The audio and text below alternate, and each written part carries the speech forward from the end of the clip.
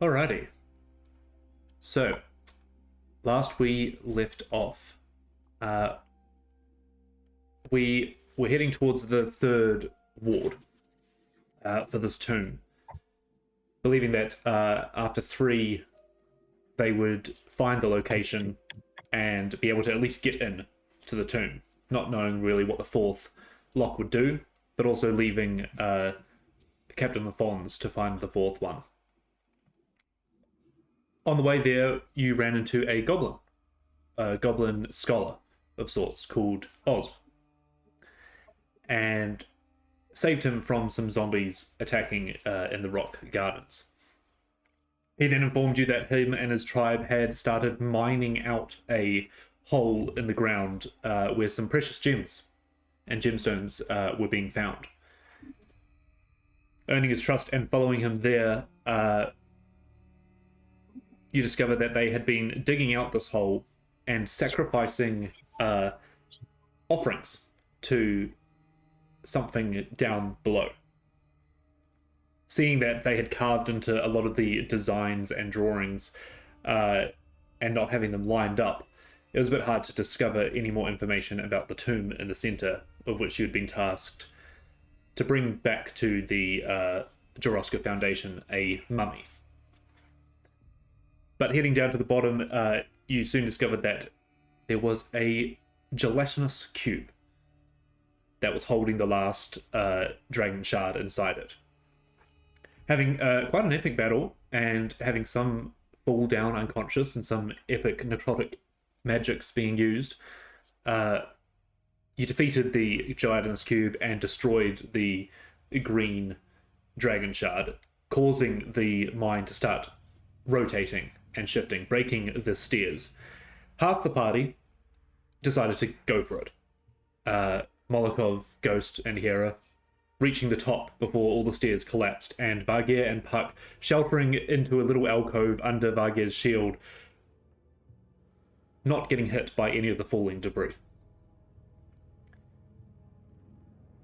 After it finished turning and the dust was starting to settle, you felt a sense of undeath come across the air. And we'll start with Molokov. As you jump out of the cave and the dust plume kind of like puffs around after you, and you have to wipe your eyes of all this debris. Can you give me a Constitution saving throw, please? Cool. I'd love to. Yeah. Sorry, my dice are all the way over here. I'm super smart and super good. To be rolling con save straight away. As two of the other guys of your party just got up and ran off. It's a save? Constitution save, please. It brings it up to a 13. A 13. As you kind of like dive out, as you were kind of following Hera and Ghost, you dive out, you kind of almost skid along the ground, and you get up and there's grit and stuff in your eyes, and you squint. And ahead of you, you see a goblin figure. One of the miners, the Scorchbringers, kind of standing quite authoritatively over a creature that is kneeling next to him. And as you kind of try and squint through the dust, you see he is pointing his flamethrower at a female tabaxi figure that you recognize as Hera. What would you like to do? It's a goblin holding a flamethrower. Yeah. Hera. Yeah. Oh no!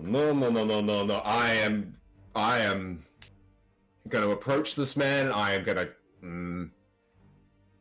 As you start getting up, you get a sense of not a flashback, but a memory of a tabaxi being held at death, and something triggers in you that you need to stop this.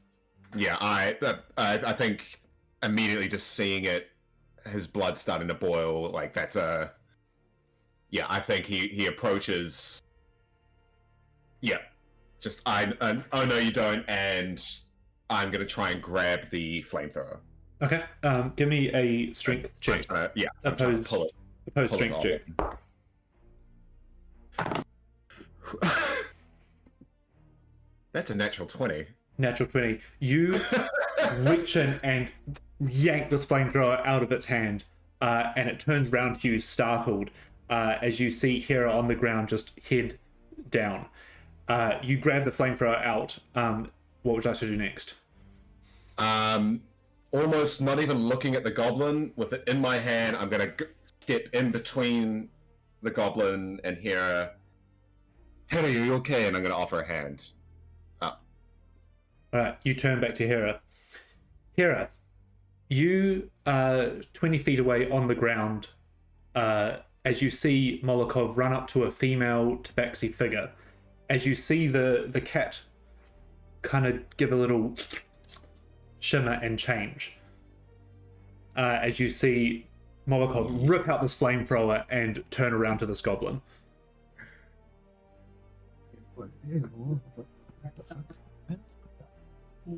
I'm just gonna shout out to Molokov. Yeah, and I guess start like looking around at obviously all the dust and stuff, and just try like get myself up off the ground and just start dashing over to where he is. But I'll be like sort of shouting at him, Molokov, Molokov, as I'm running. Give me a towards persuasion him. check.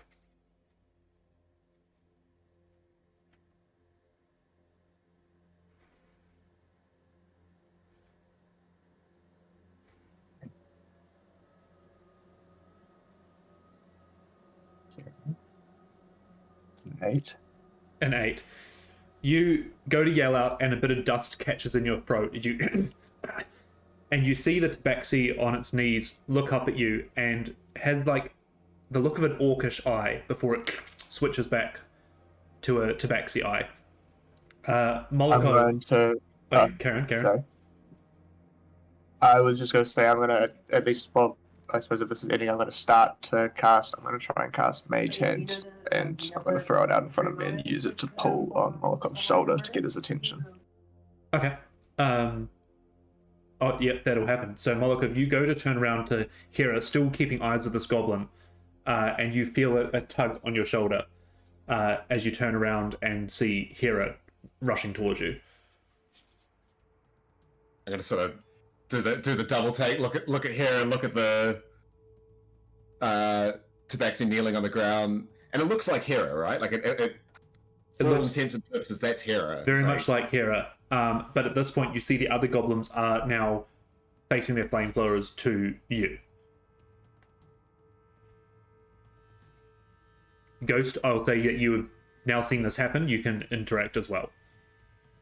But Hera, you have now pulled Molokov's shoulder back, and you see the other goblins turn their firearms towards Molokov. All right. Hang on. Is it?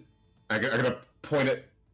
What's the one that's kneeling doing? Is it still just head down? Yeah, head down. It's almost avoiding your eye contact. Yeah. And Hera's running at me. This is you. And like points the hand on my shoulder now, like talking to you, Hera. Yes, I'm going to be waving out. Like, running towards you. I think Molokov asked you the question. Yeah, okay. So, but you're, like, running towards me, like, it's clearly... Yeah, okay. Yeah. I don't think I can see that this cat looks like me yet. Not quite. You're still a little bit away. No, so I don't know what's going on. I can just see you with someone next to the goblin, so I'm just shouting out to get your attention. I'm just trying to work out what's going on.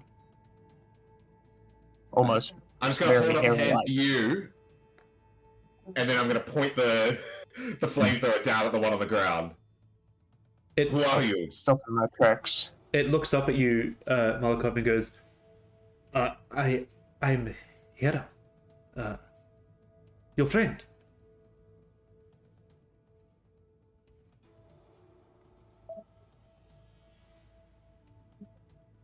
Guess something. Anything. Excuse me? Make the hand appear. You see it kind of look around. I don't think now is the appropriate time to be casting spells. The goblins now are pointing some at you, some at Hera. Ghost, you notice it. Some are like turning to you and just trying to get a suss on what situation. There's about 6 or 7 goblins up here, including Oz. And he. Oh, come on. There's only fucking one of me. I think. Click. Yeah, hearing Hera's voice come out of this one and then give a valid reason of not casting a fucking spell.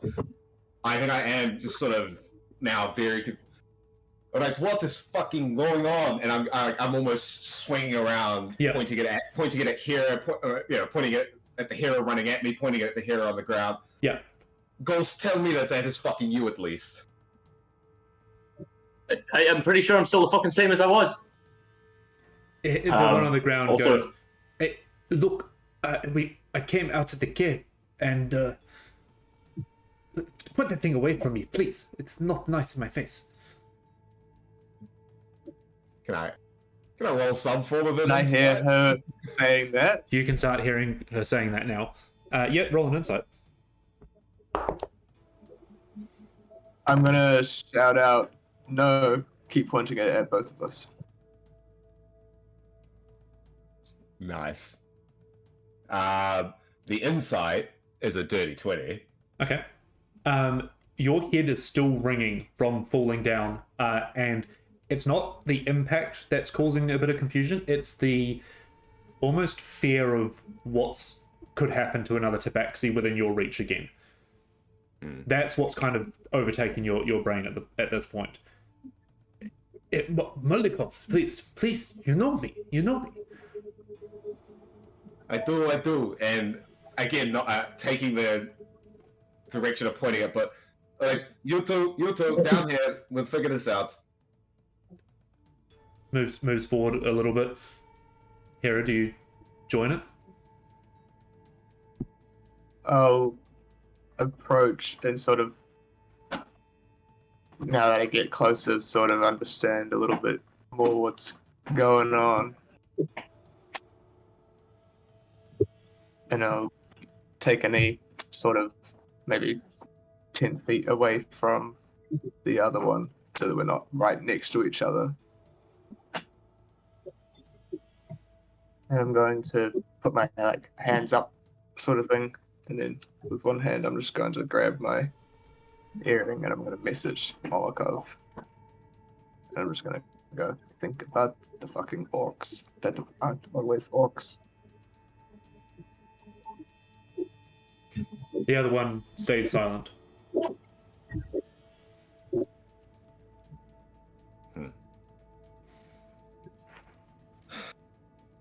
I thought so, at least. I hope so. All right, and I'm also going to say... too, and I'm going to point back round at the goblins. You can stop pointing those things at me. I don't like this. Oz steps forward and goes, oh, whoa. Everyone just calm down. Calm down. Lower your guns. And he kind of looks back at you as well. Lower your guns. Yeah, I'm going to put the barrel on the ground and... The goblins kind of like... they're still holding them tight, but they point them at the ground. At this point, the dust does start to kind of simmer down a bit. Things become a little bit more clearer, but in front of you, you now see 2 Heras. Yeah. And one of them just messaged me. Yes. So I'm gonna sort of still keeping one hand on the flamethrower. I'm just gonna tip the chin up of the one that's keeping her head down. And... Who are you? Molokov, you know me. I'm Hera. Don't make me hit you. Who are you? Well, there's no need to hit, surely. We go way back. We have shared many adventures together. Have we? Where did we meet again? What? We came here from Star Elastica, remember?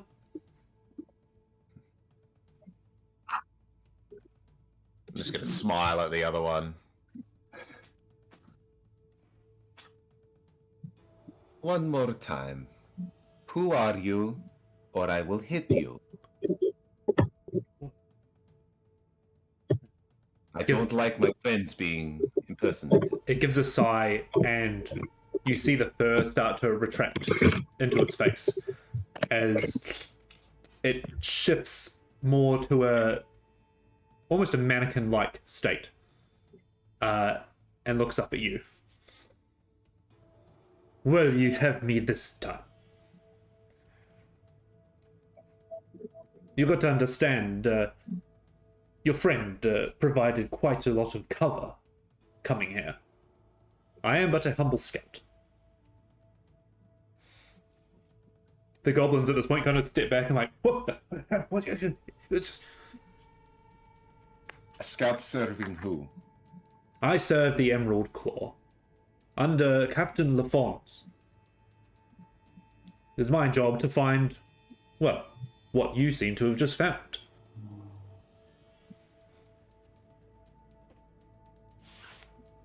And you've really been following us all the way since Staraloska? Unless I didn't hear you correctly there. Kind of turns up and looks at you.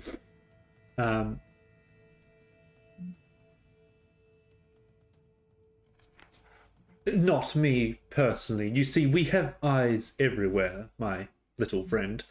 He kind of like looks down at you, and you see he kind of like shifts himself to be a little bit taller as well as he's kneeling.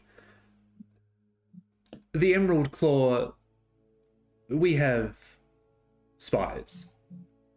And one of them happens to be within the Jarosco Foundation. That's how we knew to intercept you on your way here. Gives a smirk.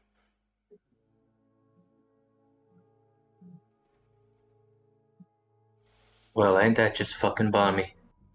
It turned out Glad that quite answers well some for of us. our questions. I am a provider of information. That is my job. And hopefully I can provide the information of this location back to the one who's paying my pocket. Is that all this is to you, a paycheck? Is that all it is to anyone, ever? I used to think it might be, but... Trails off. Hedda, you can... No, you can stop putting your hands behind your head. Stand up. Let's see. Thank you for providing such a fine specimen to copy from the camp, though. Gives you a nod. How did you get like me? Oh, it's just a matter of observing and, well, taking the time to study.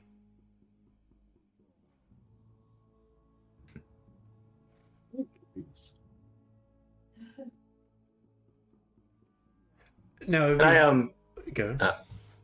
Can I, now the confusion's cleared a little bit, approach a little closer and just, without physically touching him, just scan over his body, especially looking at fingers for things like rings, signets, necklaces. Sure, give me a investigation check.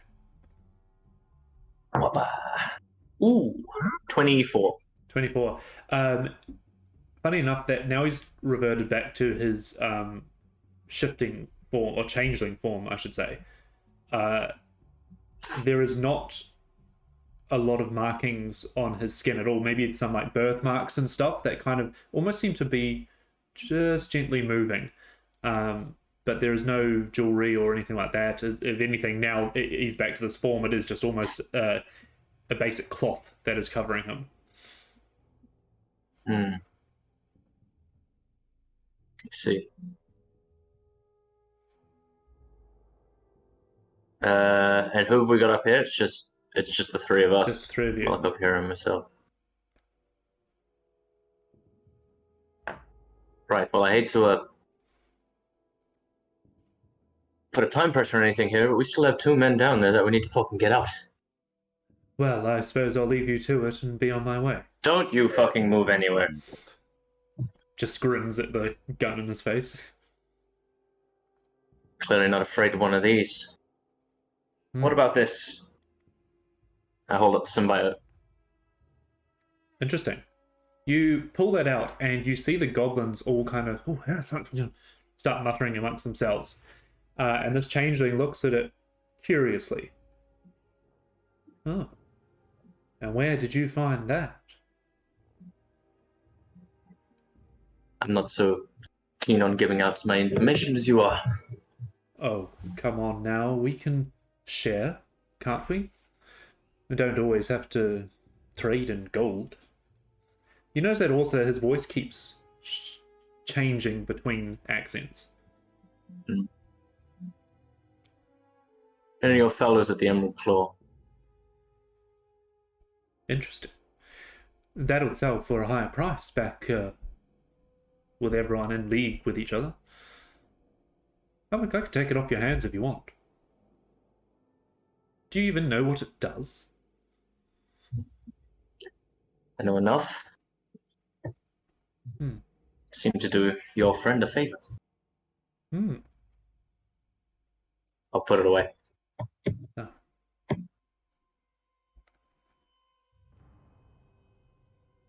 Molokov, what do you want to do with it? I think Molokov's definitely still seems very, I don't know, just, yeah, he seems like his blood's boiling, he seems angry. That, obviously it's all resolved, but he's definitely... I'd definitely say you pick up on this, Hera. Like, everyone else probably does, but you definitely are keyed into this. And he's probably, as the changeling tried to stand up and go, oh yeah, well, I'll be on my way, then probably just put the mechanical arm on and is just holding his shoulder now. Kind of looks at it. Curious. What a fine make. You do this yourself?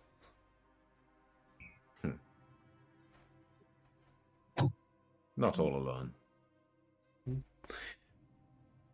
Saldemar, our greatest achievements done alone? Say, why don't you show it off for the rest of us? Kind of reaches up his hand to kind of like pull back the cloak a bit. I will just grab the hand and It kind of shove it back winces. Down. Okay, alright. No touching.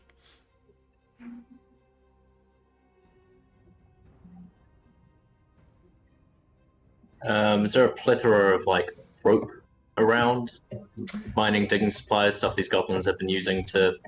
Yeah, it's bit of a shambles because half of it was probably still in the mine. But there is some supplies off to the side, and I'll go find a length of rope because as far as I'm aware, I don't have mine anymore. all right, you would have got it back from the last ward. Ah, cool. I don't think you would have left Doesn't it matter either dangling way. down there.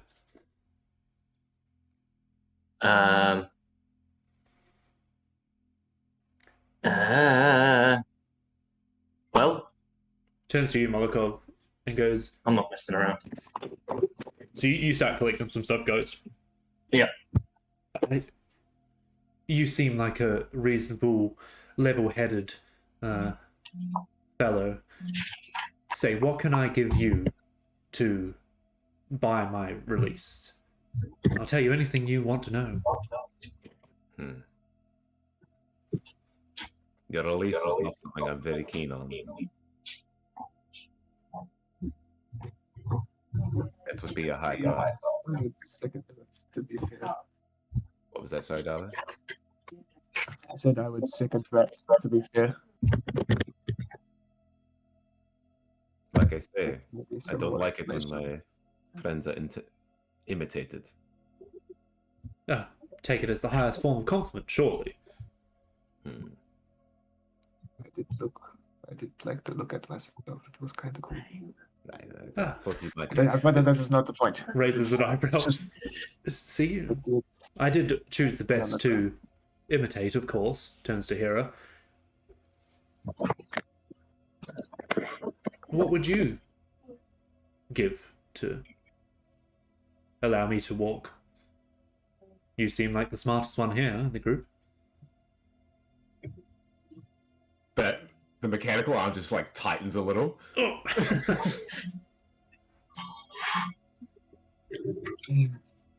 Am I talking to the wrong one? Is this the brute bodyguard or something? A little bit harder. Sort of look at Molotov as he says that. No, it is not quite like that. We're both very smart in different ways. Oh, we all are, aren't we? Well, I suppose you want to know what all those drawings mean. I would definitely sort of raise my eyebrows to that and like give a little side eye to Molotov. Like, Yeah, He's- definitely look up he's here. he's getting me. He's piquing my interest. I'll just.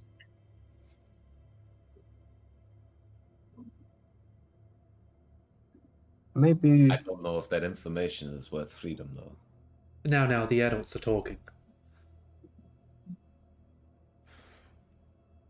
excuse me.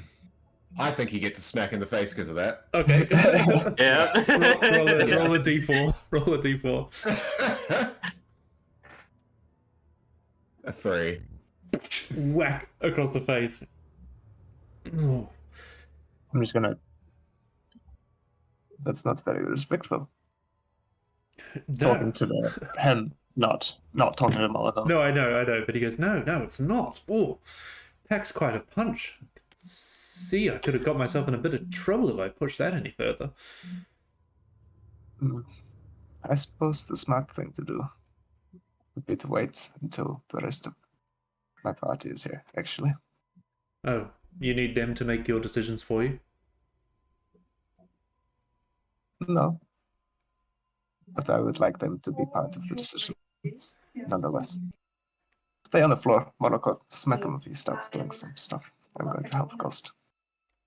And I'll turn and walk on to help Ghost. As you turn away, it turns to you, Malcolm, and goes, like a good cat. I'm just gonna almost ignore that and walk around to the back again, just arm on the back of the neck, and I'm gonna stand on one of his legs Oh, and just hold it there. oh, yeah, like right on the And- calf. Yeah, and then just say to him, "If you try to run, you won't get very far. I'll see to it that it's permanent." He just continues looking forward. As we move down and back a few minutes into the bottom of the cavern, Vagia, you slowly bring down your shield as little tiny pebbles are still falling, and the dust is probably, you can't see more than 5 feet in front of you. But you and Puck found at the bottom of this mine as we pick up with you two. You were right, Puck. Yes, I'm fine. Surprisingly less damaging than I thought. I wish I could say the same for myself. As he's kind of like trying to he's probably got like some dislocated shoulder and very cut up and bleeding.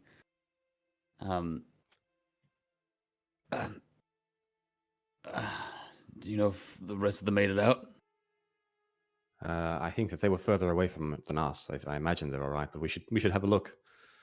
But before we head up, I'm keen to see what's been left behind. They were making offerings to this cube. Perhaps there's something of value down here. Yeah, all right. Is there like rocks in our way? Is it we kind of like just shut in? No, you were in this little alcove, Yeah. and big rocks had fallen, so you can see them out on that kind of beach area. But it's not like You're not made a trapped door. in. No, Yeah, no. yeah. I was just more saying that your shield was kind of your door, and now you've kind of opened that up, and yeah. Sure. As I'll stand up and start following Puck, but I'm just gonna start like limping the whole way. But I'm just gonna grab like just the top of my leg, and I'm just gonna use the last 5 lay on hands.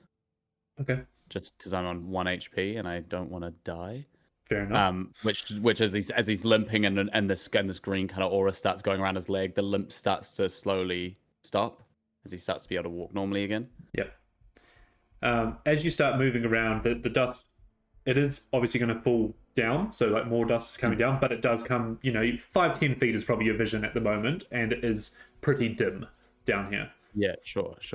I'll probably be using a lot more of my blind sense at this point then. Sure. Just kind of like more using my eyes to like see what's in front of me, but using the blind sense to like feel if anything's around me. Sure. Like moving, apart from Puck and stuff. Yeah. All right. Why don't you both give me investigation checks then? Sure. You're just observing the area at the moment, looking at the pieces and. Yeah, we're looking through what was left behind inside that. Yep. Jelly, yeah. Inside the cube, and then potentially after that, maybe having a bit of a look in the water as well. Okay. Yeah. 13. Is the investigation? Yes. Yeah. 21. 21. Nice. Good.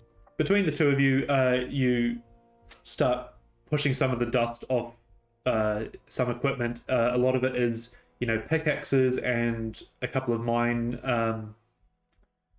trolleys that have fallen down. That could have definitely injured you if you'd been out in the open. But then you start coming across the so-called treasure that has been offered to this thing.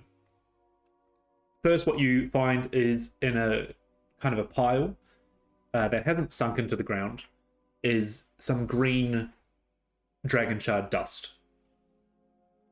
For note's sake, it is about 100 gold pieces worth. That's the same stuff that the other two were picking up, right? It is. I have some ideas from some things I might like to use this sort of thing for. So I'll gather that. Sure. Next, you find about, just spread around the place, about 80 gold pieces. Wow. You find each of these is a 10 gold piece gemstone. So there is, actually, I'm just going to copy and paste them so I don't have to. There's 1, 2, 3, 4, 5 of them.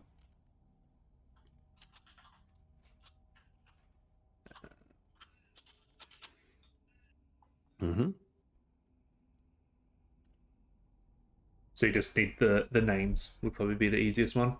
And then finally you come across a vial that is almost in a kind of a teardrop shape, but it bends in the way of a flame. And it is a potion of fire resistance.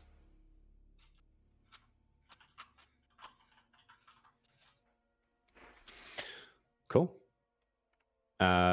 Did we look in the water as well, or was that just what was out? I'd say that's included in the water. There are now also some rusty swords, some boots, some old leather stuff, but they are not mechanic wise.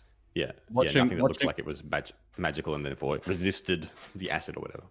Watching from the past of knowing that Ghost usually like always picks up all this like random shit. As I imagine Puck's going through and grabbing all this like really intricate special stuff, and Varga's just walking around like having a pile of like pickaxes and rusty swords. Sure. Like Ghost wants these, right? He has been collecting scrap. I don't think I've ever seen him use it. I don't understand, but you can throw in 50 gold pieces of salvage. Sure. Do you want to just type that up where you've had it, Puck, and then we can just, once we get up, we can start like kind of talking about what's there with everyone. Yep. Yeah. So just add the 50 gold of salvage. Yep. But nice. after a couple of minutes of collecting this stuff, you kind of all maybe like put it in a central location or next to the pillar. But yeah, all you don't really hear anything. It's all kind of quiet. Shall we go and see if they're all right? Surprised they haven't come down yet. How do we get up? As I'm assuming all the stairs. The stairs are gone. Yeah, I've got my little grapple hook. Ah, yeah, cool. Okay. Well, maybe. I've been thinking about this. I'll say as I like walk over and I like aim up and shoot it off. I'm like, what I was thinking is perhaps I could talk to the crafters in our group and work a way to have it not just shoot out, but then draw back up. Maybe there's a way to do it with the power of a dragon shard or something. The rope's there and I'm going to start climbing. So I'm how? just like, at the bottom, holding all the stuff, watching you climb. Yeah, Like, no, I've taken everything that's not the salvage. yeah. How long is your rope? I think we said it's 60 foot. All right. So you're just aiming it as high as you can, Yeah. because the entrance is quite a bit more than 60 foot up. I know there was the stairs and they've broken, but there was not any part of that at all is still Oh, there. there are little outcrops and stuff. So you're just trying to aim for the closest one. Does it look like we'd be able to like bridge our way across it all, or? It's still pretty dusty, but you can go to the first one and see where you get if you're going to do it together. No, I'll at least climb to the first one and have a look then. Okay. Yeah, I'm not gonna jump on the rope with him with my weight. Sure. I think I've got something else in mind. All right. You fire it up and it clips onto this first rope, and you heave yourself up. And yeah, it looks like you could probably zigzag your way to points, maybe 2 or 3 times before you look up and you see the little pinprick of light. I mean, not pinprick, but that's where the entrance would be. That's where the party. I mean, that's like where our group went to. Yeah. As far as yeah, okay, cool. Oh no, that's not the top of the mine. Cool. I'll look back down and I'll call out. I say, look, it's quite involved, but it's definitely doable. Are you feeling up for it, or? Climbing? Yeah. Is that gonna be able to hold me? Yeah. The rock you're standing on feels very secure. It's part of the wall. I'm more talking about the rope. No, Sure. the rope is like it's just rope. Yeah. Like it's the same as the normal rope we've been using for everything else. Yeah. But we usually tie on a rope to something. This is like a grappling hook, right? Like it's just like, is that okay? Sweet. Okay. I mean, as long as it's seated well, it should be fine. Yeah, sweet. Yeah, sure. As then, what I'll do is I'll just kind of like get the salvage and like put it on my back and tie a rope round me, so all the salvage is like almost its own little backpack. Okay. Do I need to roll to see if that like stays on? No, you'll just be a little bit heavier when you're climbing things. Yeah. And I'll start climbing the rope.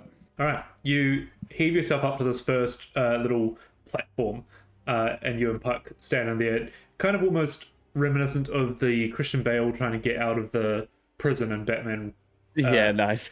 And there's like little, ledges and stuff that you can see that you could probably try and get to. But this one you're secure on. Getting to the next ones are probably going to require some skill checks. So if you want to prepare or do anything in that regard, you may. I remember once I was told the story about a big guy throwing a small guy, and not to tell an elf or something. Is that something you guys normally do? Do you want me to throw you anywhere? I don't think you can throw me 60 feet. Okay, no, not up. I'm just more talking to like a ledge to grab onto or something.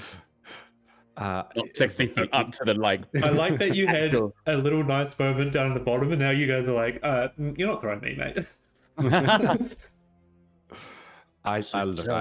I'll keep that option in reserve.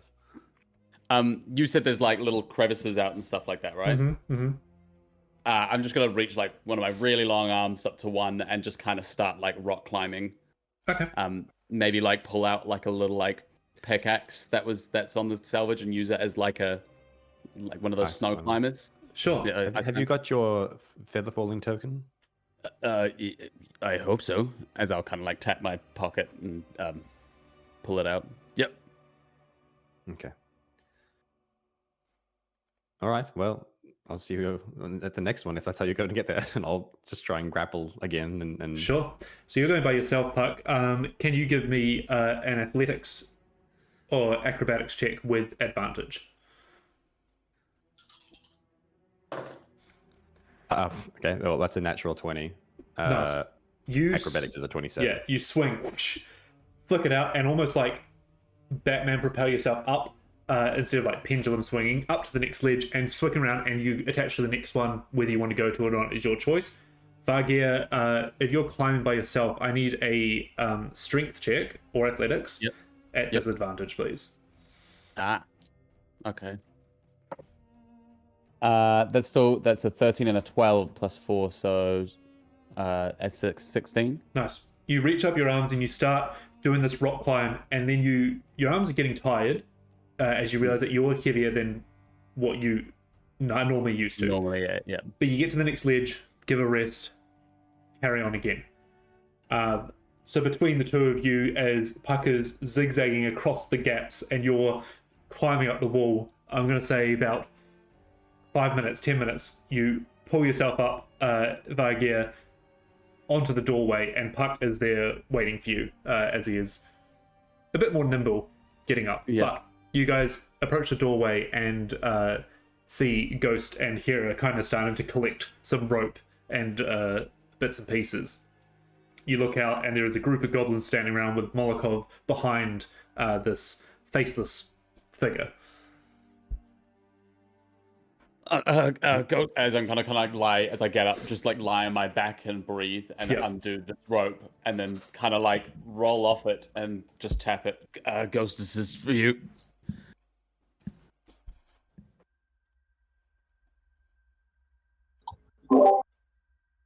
Oh yeah, you're fucking this shit then. Alright. Fuck. Oh, it's good to see you both in one piece. No, I was carrying like a bunch of ropes and I had some pittons. I was like full ready to make a rescue mission. Just Yeah. fuck's sake. Well, you never cease to surprise me. What's They look at, well, at least Vargir looks a bit exhausted. Yeah. what's going on up here? Seems like we had a tail. From? Hard to tell. Maybe Starluska. At least, that's. He knows we came from Starluska, so.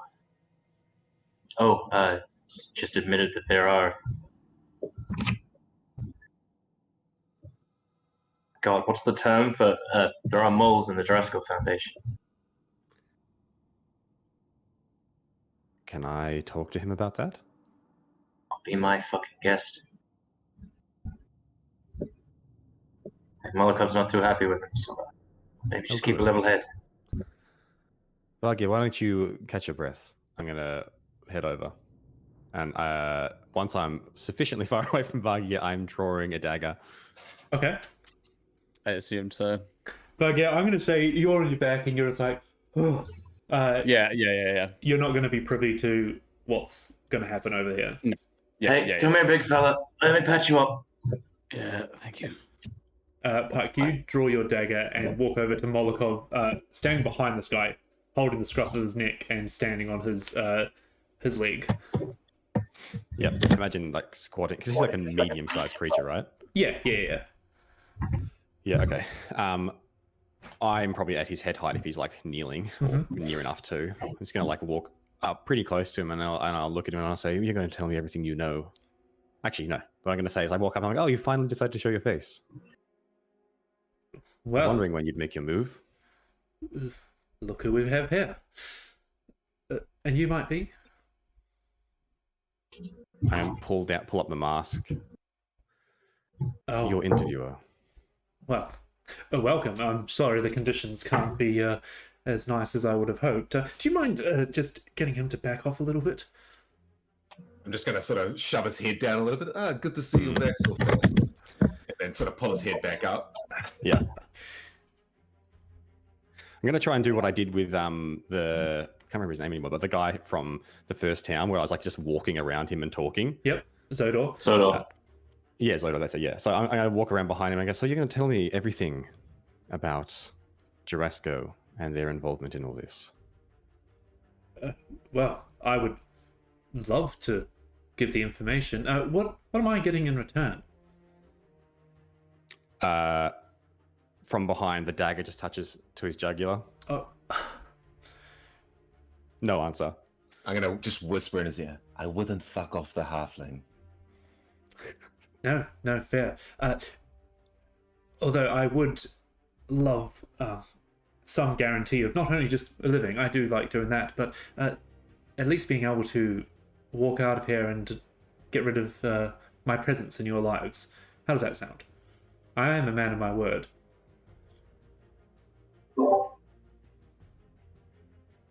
Still no answer? No, I just a. Well, if you depend on the quality of your information, but if what you say is useful, Maybe you can be useful to us.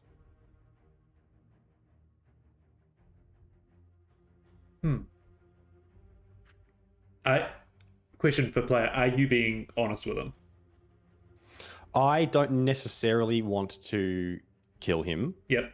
I am very, very, very, very motivated to find out what is going on in Jurasco. Sure. And if he doesn't give me information, I am going to hurt him. Yep.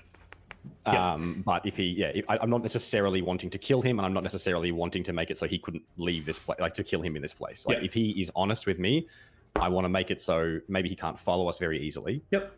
But so maybe, I don't know what that is, like, tying up, making him untie himself or something for a while while we leave. But yeah. You see him kind of like, his shoulders drop a little bit. Not relaxed, but kind of, you can tell that he's not reading you, but he's understanding what you're putting across.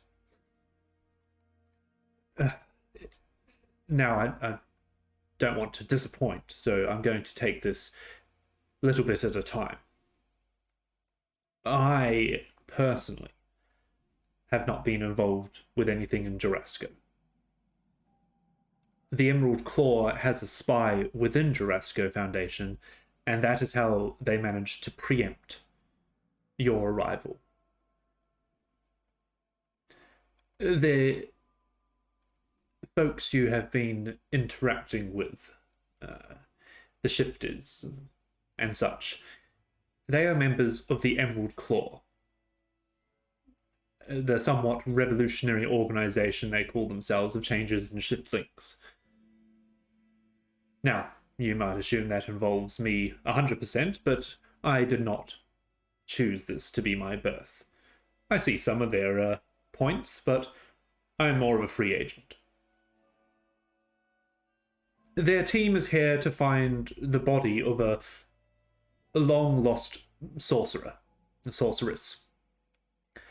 sorceress has knowledge of a so-called lost continent, in which can be found the power needed to rise again.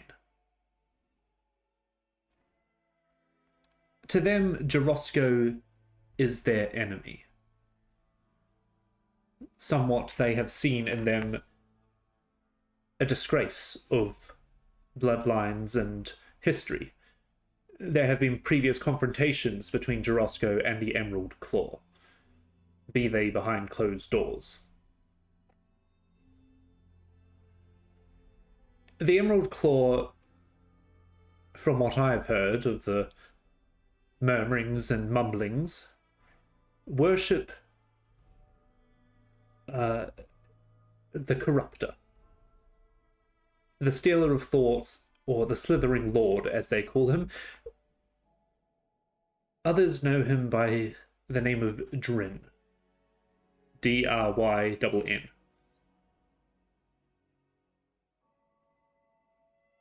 DRY? Yep, double N. Drin. Now, that is mostly the stuff of fairy tales and lore, but those who worship the Stealer of Thoughts believe that Drin will consume all sentient beings except for his servants.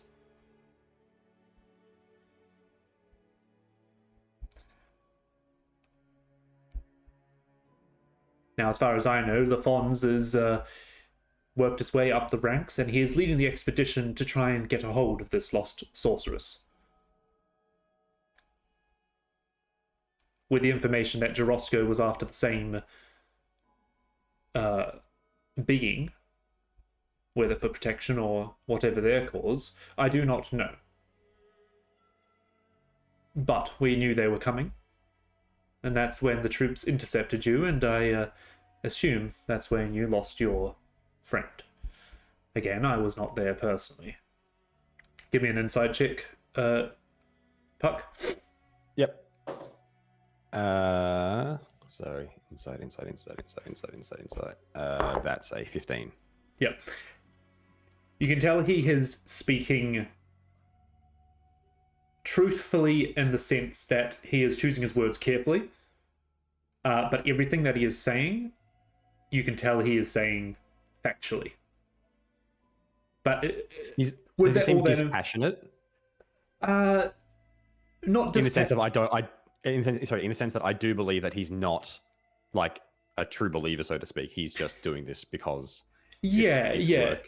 It's more he does definitely align with some of the stuff.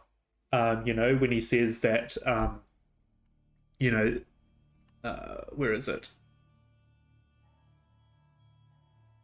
Oh, sorry, I missed one out. The Emerald Claw's objective is to eradicate the non-pure vermin from Eberron and restore the pure bloods of the shifters.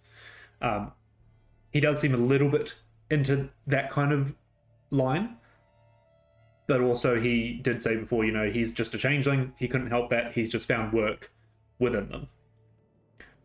Yeah. Okay.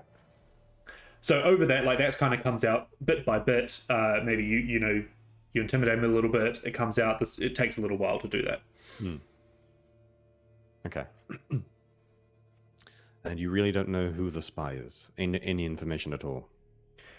Unfortunately, we don't really go by names, and I'm not sure what form they would take on at any given point. I do know, though, that Jarosco wanted to keep the sorcerer out of the hands of the Emerald Claw.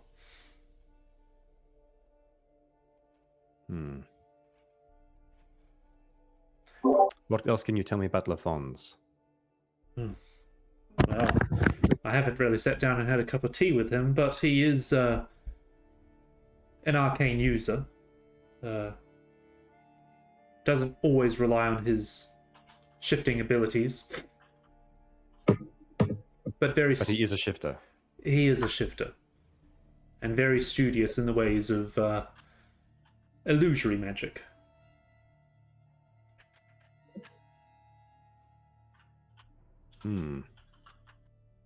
And from what we've seen, he seems somewhat callous, even throwing the lives of his men. Is that accurate from what you've seen?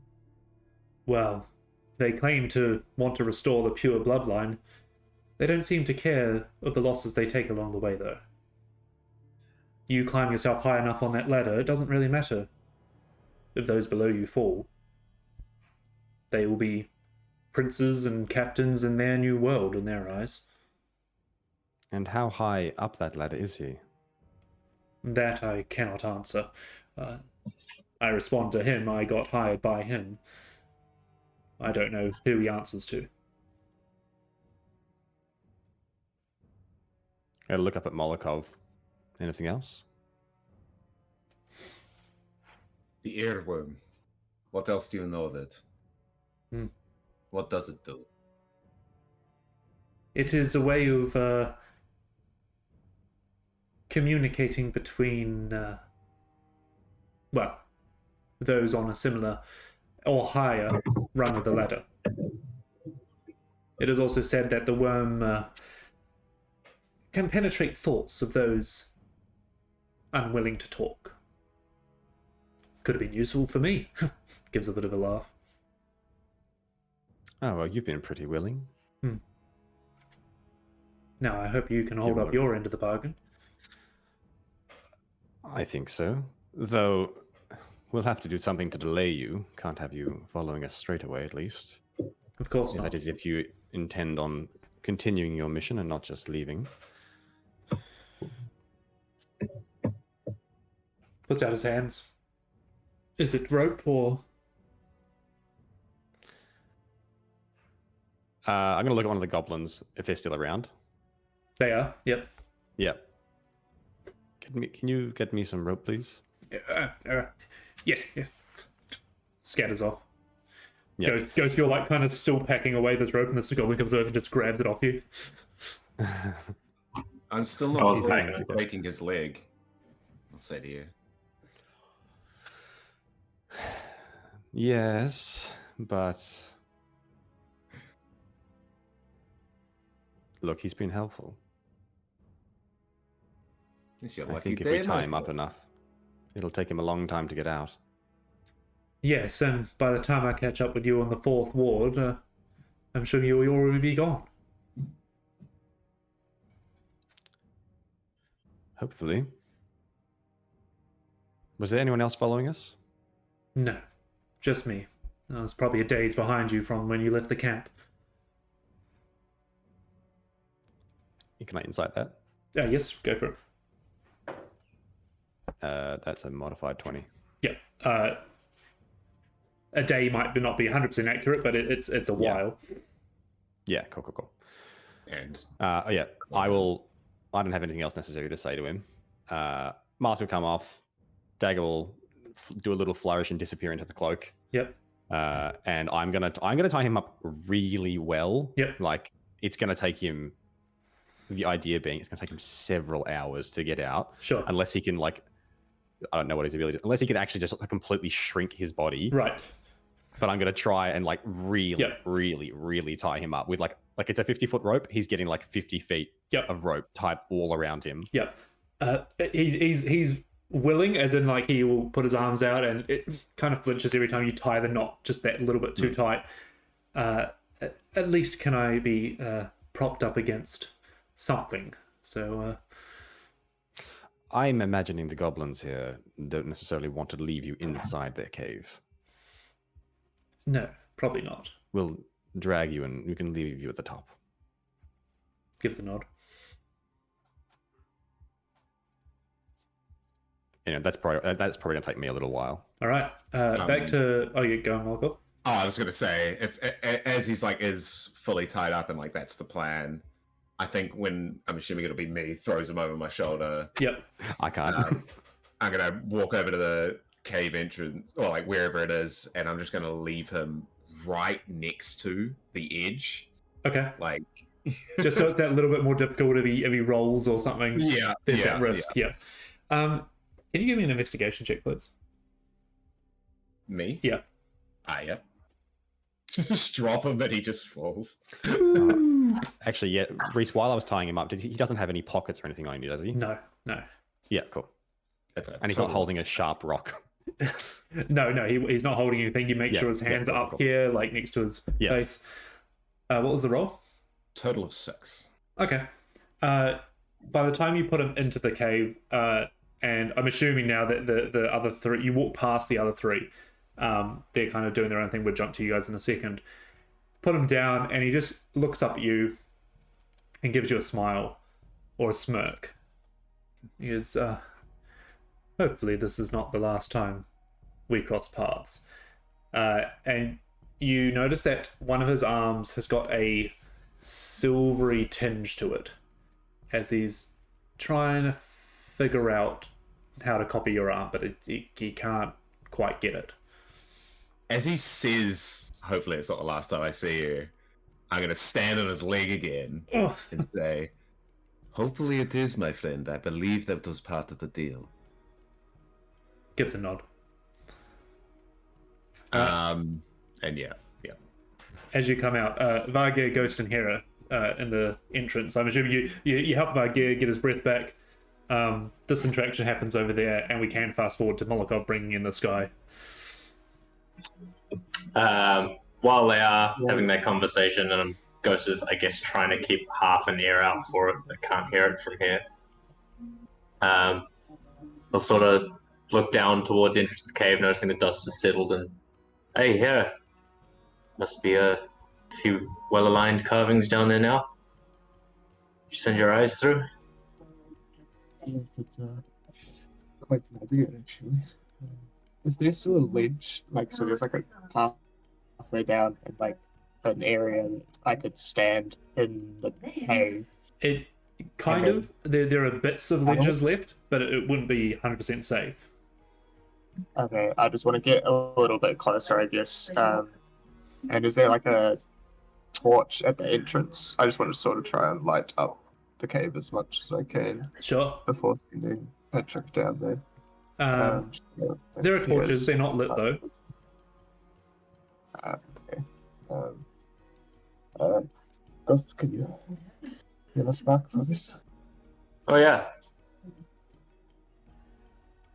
Just lights up the end of it.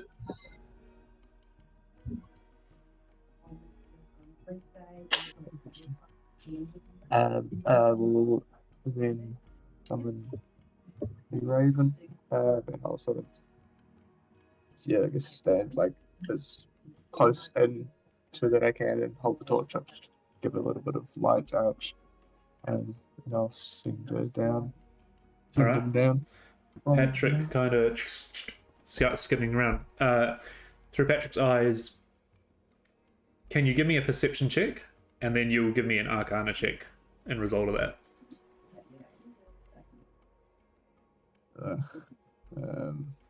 Not good, Patrick. Not good. That's a 9. Okay. And now give me your arcana check on that.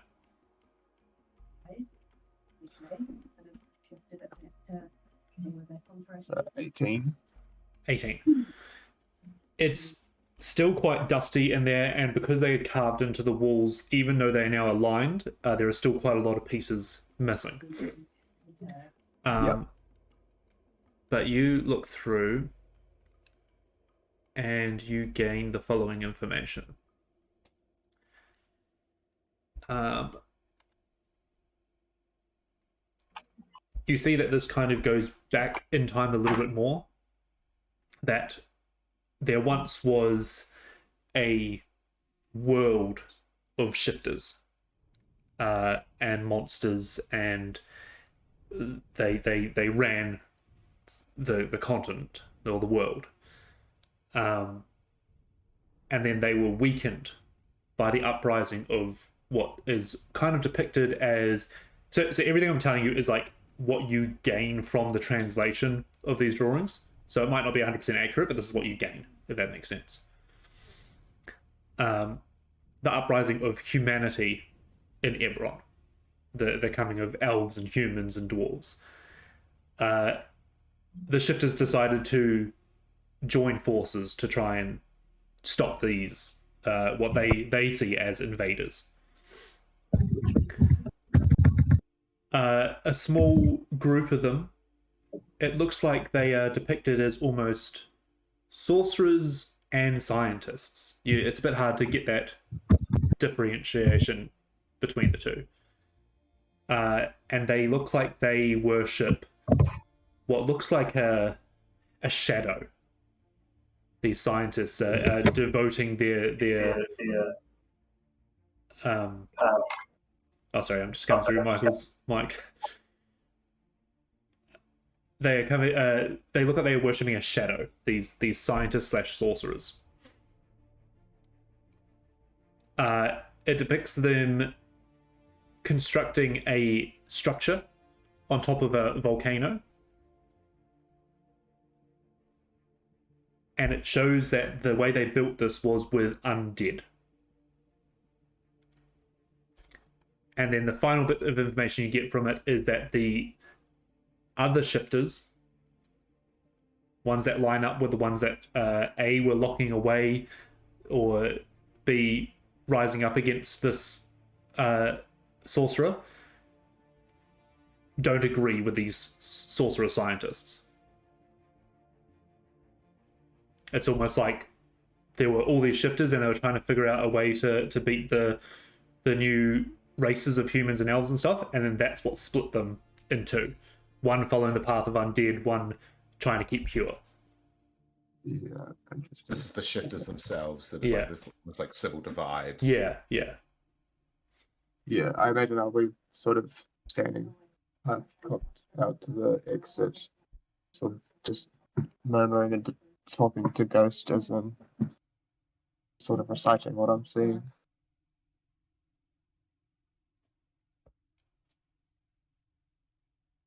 I think there's a lot more to this than we realize.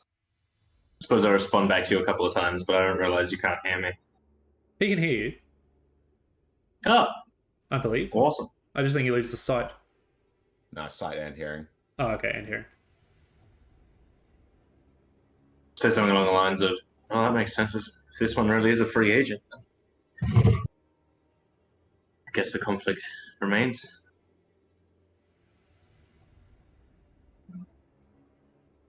And by this time, you'll come back from Patrick's eyes. Yeah, I'll sort of just turn and not want to be standing obviously too close to the edge. Probably realize that I've been like slowly but surely just like edging myself forward, just centimeter by centimeter, and be like, "Ooh." turn and sort of scuttle out. Well, I mean, I don't like letting him go, but I suppose he did feed us a lot of information. I guess we make a head start and hopefully get some fucking rest. I don't know about you, but I'm not really feeling myself. Neither. I don't like it either. I assume we're having this conversation while Malakov and Puck is still grilling the guy. That's fine. We can line up the timelines in any which way. I will note as well that it is only just past midday. Yeah. So, sounds like from what is going on, they still want to unlock the fourth door. So perhaps we head a bit closer to this actual tomb itself and maybe keep an eye out, see if anyone comes by. Take turns watching and try and at least have a little bit of a rest, maybe see what's going on there. I could give them time to catch up with us, but at least we'd be ready. It's starting to become quite a risky play. But we know it's still at least, a day or so travel for the spy over there to get back to the phones. If they do get the information, it will only be 24 hours. We should still be a day ahead. They might be closing in on us, but we work together. We can work fast. Seems like Alfonso already knew that we were coming before we even got here. Might have thought we were a day ahead, but I'll say at this point, Molokov, you're bringing the guy in. So now you can all align. Well, looks like they tied him up nice and well. Yeah, you'll see him go by and have those last few little words as he leaves him there on the edge. And well, I don't see a raven. Have you been looking at the rocks, looking at the carvings? Yes, quite a lot going on, it seems. Not all these shapeshifters are on the same side. Perhaps it's not unlikely we could find some allies to maybe even spy ourselves, or perhaps there's already spies in their ranks. I think it's good that we're letting this guy go, maybe. I sort of look over to Vargier as I say that and sort of think about just how he looks at things sometimes. I feel like I was very ready to just let that shapeshifter die. I mean, now that we're not, it's sort of. He did not have to die. I wanted to hurt him though. Are we all here? I'd say you're basically starting to group up now. Yeah. Far enough away from the goblins, far enough away from the shifter inside. Yeah, I was gonna say, actually, we're not like near the shifter talking about this. I think if you guys have you related what happened that he impersonated Hera? Mm-hmm. But yeah, we'll say that conversation happens and we all catch up about. Yep. Yeah. Both sides of everything. I do think we need to maybe once again work out a way to make that clear. I'll say I'll like pull back my sleeve and show like the cut I have on the back of my hand. Like we need something to make this quick, to make it easier to tell one another apart, perhaps. But we can't be too cautious. Tap the back of my hand again, and the same symbol appears. I thought we had this sorted, but it's always going to take a minute to figure out here. Lies on our spells, after all. But however, that does make you. What's the word? More prone to being impersonated, I guess. Before we say too much more, can we get a little further away from? Sure. I thought we were far enough away that I was going. Yeah, you would have moved far enough away. Yeah. Do we need to say goodbye to these goblins? Maybe we can do that quickly, and then talk as we walk. I suppose Sounds we good. may as well let them know that they don't have to give offerings anymore to the mountain. Yes, anything they find here is safe, but perhaps we should warn them that the others might come. Seems unlikely. If they do get a report that this one's open, there's no reason for them to come here. Yes, it should be just a mine for them now. They will be happy with that. Yeah, maybe we just quickly have a off-screen conversation with the goblins about that, unless there was anything that you want to say to them, Vargir. Yeah. Sure. Oz will kind of thank you for telling him to get out, and that they wouldn't have wanted to be in there when that happened, and maybe converse a little bit with Kira that now that all the things are aligned, he can continue his research. They're obviously a little bit disappointed that they're going to have to start building again, but the promise of gems and stuff down there definitely excites them. But they don't really offer you anything because you didn't really do anything for them. But to know that they don't have to offer things to the monster at the bottom is payment enough, and they will start tidying up.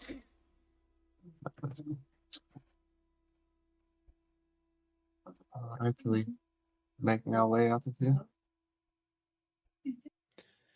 I suppose we as we are. travel along, I'll tell them what we were told about, like everything you would have heard about who the Emerald Claw is and that sort of stuff, and especially about the Jurassico Foundation. It's probably what makes the most sense that there's a mole there, but I don't know who can we trust, who can we tell? Is there a reason that Arturo didn't come with us? No, not Arturo. What's the other guy?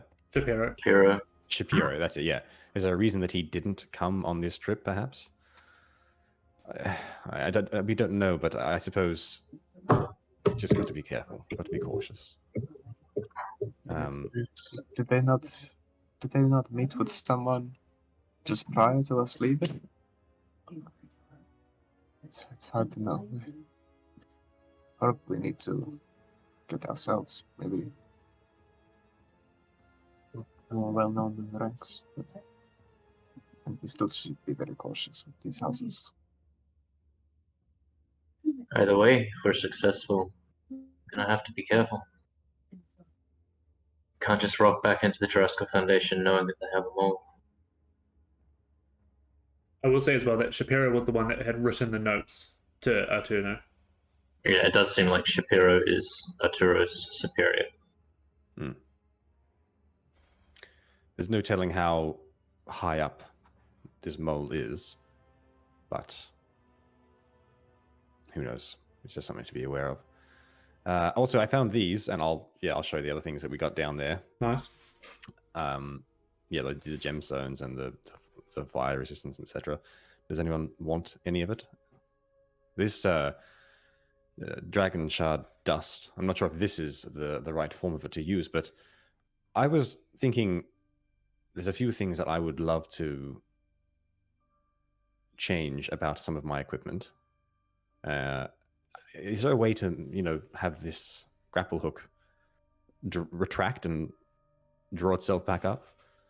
Might be a conversation for another time, but it's something I'm interested in. I'm sure. I should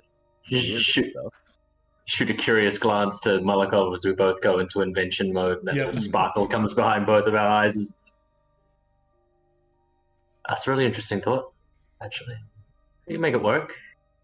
But yeah, another time. I think we're a little under pressure at the moment. You've got that map still? Absolutely. Hand it over. And just backtrack a little bit because we jumped into it a little. As party leaves away from the goblins, I would like to turn back to, what's his name? Ogbin? Oz. All I got there was Oz, but just Oz. OSB. Oh, Oz. Oh, I got his name wrong. Look at that. I had him down as Otis. Yeah, I had him down as Otis as well. Yeah, I had Otis too. Oh, maybe I did say Otis. It's Otis. It's Otis. Just as sort of party walks away, gets a few steps ahead, I'll turn back and just say to him, the clear-faced one we've left with you. He's a He's a bit of a thorn in our side. The people he works for are not kind people. If they happen to turn up here, you could be in a right lot of trouble. Oh. I'll leave it to you to decide what the right course of action is. Just Well, keep yourself safe. always. Thank you. Gives a nod. Ah! Maybe. That was all that was. Cool. Back to where we are now, walking Yes. away, having a conversation. Uh-huh. Looking at the map, try and work out that center point. Uh-huh. So that's where you're heading, to the center point? I think so. Okay. When we get there, that shifter, he said he seemed to think that maybe we were going to the fourth point. I'm not It sure if seems like- that was a slip of the tongue from you or anything, but like he No, said that the was fourth point. intentional. Yeah. Yeah, cool. So sorry. we might have a bit of time, but sorry, Molokov. I was just wondering, like, as a player, we've done the 2 southern points, Yep. and we've done the northeastern one, West. or the northwestern one. Northwest. Right. Northwestern. We stayed away from the northeast because Right, that was the because closest to their search radius. Yeah. We assumed that would be where they hit next. Okay. Yeah, or at least, yeah. Something. But we've got a reasonable idea of where we need to be heading. Yes, we should be able to, by the 3 things line up, almost pinpoint Pretty exactly close where to the center point. Yeah. Well, yeah. There's The a way we slanting structured rock. it is. Yeah. Yep. And I think, didn't someone mark things around the area so that we'd know if the Puck did. ships? Fuck. If things had gone up or down or something like that. Yep. Yeah, we'll head back there, and hopefully we can get there before anyone else. What's the plan with this mummy? If they're awake, if they're not awake, what are we doing? I agree with someone said before that we shouldn't necessarily just hand it over to Drasko, but how are we even going to transport it? Assuming it's not unliving, walking, not breathing being, I might be able to fit it in the extra plane of space. It'd take it. Something along It'd be a squeeze. Yeah. But at least it's a safe place for it to be, maybe. Hopefully. Well, if it's awake and it wants to fight, I don't think we're going to have much option but to fight back. But if it's not awake, we try and get it and try and get back to Star Alaska. Could be risky. I think we at least get it and get out of here. Start making our way towards cities, I guess, but at least that gives us a couple of days to decide what we're going to do. The sending stone being broken down at the camp. I don't think we should go back. That's the opposite direction to the way we need to be headed home. And I think that we're going to be chased the whole way. It is unfortunate, but Is I do agree. I didn't go in here. I was going to say, I think maybe once we return to Star Alaska, we let some form of authority know that the sending stone is broken. Perhaps they have higher ups in the diplomacy of things that could actually get it fixed. This is the worst kind of catch-22. Stuff. I think we're fucked either Really way. our responsibility. I have actually just realizing that Swiftscale is still there. Same with Obak. And Obak. Yeah, I do think we might need to head back, but let's not go into town. If we stay on the outskirts, I can rush and get him. And depending on how they're seeing things going, there might be only a small group of orcs still there. If they've brought everyone just about out, which would make sense if they think they're nearing their goal. Anyway, that's later, but for now, I think we need to go to this tomb and use the time advantage we have to try and get through it. Find this thing and then just work it out from there. Maybe rush back to the camp, get the animals, and then get out. Just Head quickly on the what we're gonna do with it front. We have two sides of a battle that we do not understand. We know both sides. They want this thing alive. And I'm gonna turn to Hare and say, can we kill something that is undead?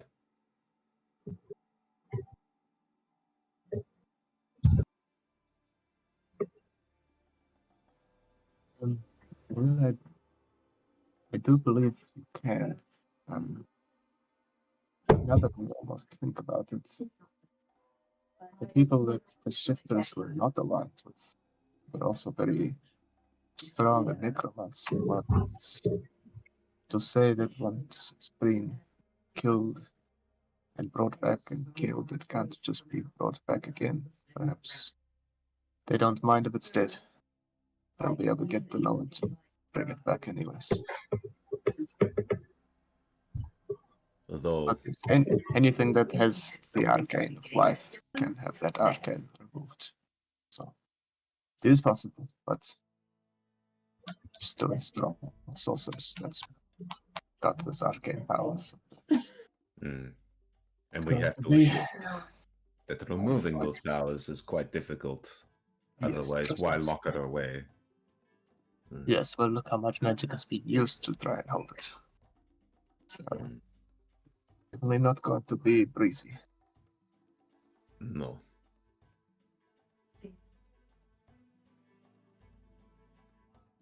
I have a stupid idea. Always. Well, it's smart in some instances. We have a whole dragon shard. I don't really know what it does or how it works, but if we get a time to rest and I can investigate it for a minute, maybe find some sort of arcane pathway that could help with breaking the ties of undeath and necromantic energies to whatever this mummy entity is. Worst comes to worst, at least figure out a way to use it as a power source for the sending stone back in Kendra. Are you talking about the dragon shard that you have in your bag? It's very same. Sorry to interrupt. Just wanted to ask something. Are you sure bringing that out is going to be okay? Isn't the whole point of this tomb coming back because they were meant to be destroyed? Two separate questions. Whether or not it's going to be okay, and if the whole point was to destroy it. Now that one I can answer. As far as we figured out, at least, by taking the shard out of the tomb, putting it in an extra dimensional space away from the connections of arcane ley lines, we've broken the lock. It's already unsealed. That Who's job to is say done. that- Who's to say when you bring it back out that lock will be remade? That's We do. arguably in our benefit. Anyone? You can always put it away again. But as far as the actual power of a dragon shard, I have only heard about things in fairy tales and stories. I feel like they clearly had some kind of scoop that we were coming. I think the Oh, less people that yeah. know anything, the better. The more incognito we can travel, the less. I don't know. I'll also throw in Ghost. You do have 2 items from Ward 2 that you haven't identified yet as well. Oh, fuck me Yeah. sideways, do I? I got a few things that I want to get identified. You have those, do you, Buck? Yep. I haven't got Just so them. they I don't have- disappear into the notes section. Yeah. There was a spell scroll and there was a cloak, and I don't know if we used that spell scroll or not. That was a different spell scroll that got used? Yeah, cool. So there's a spell scroll and a cloak. That's right. I think that's all for now. But yeah, there's those two things to work out. Yeah, the third thing was a pouch of 20 silver pieces. Yeah. Okay, well, I can do my best once we get enough miles under our belts and decide to settle down for an evening.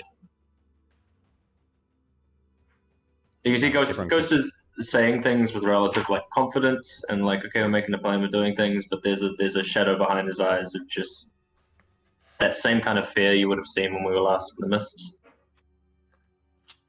There's a bit of shakiness to his demeanor that only probably Malikov and yourself, Puck, would notice. Yeah. Yeah. This has been hard on us all so far, and we're not through it yet, but I think I meant it when I said we're all a bit of a family now. We need to take care of each other, and we're going to need to watch each other's backs. I'm going to hand out 10 gold and 5 silver to everyone. That's some of the things we found. But we're going to need to work together, and we're going to need to stick together. You can also have 10 gold from me, seeing Puck is splitting things up. I'll remember there's a pouch of 50 gold that I also have, so add that to your inventories. Oh, I just realized it was 80, not 50. You can keep the extra. Here. Sure, all right. Well, sure. I'll buy you all something nice. Okay. And sorry, did Vargir give me salvage or rusty weapons? Salvage. It was 50. It was 50 gold worth of salvage. Rusty weapons, yada yada yada. Which is 100 salvage. Yeah.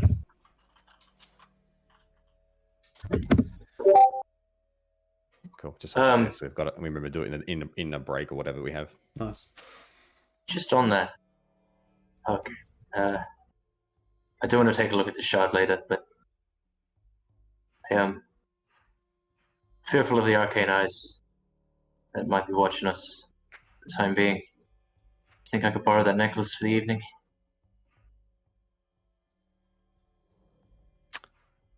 You have to attune to it. So it would take you a long rest to attune to it. Is that what you mean? Just a short rest. Oh, okay, sure. Yeah, sure. I will reluctantly, but I will hand it over. I feel like this is something I don't want anyone else to see. So I'll attune to that as we walk, I guess. As you are. I'd forgotten you were wearing this, Puck. It makes me think.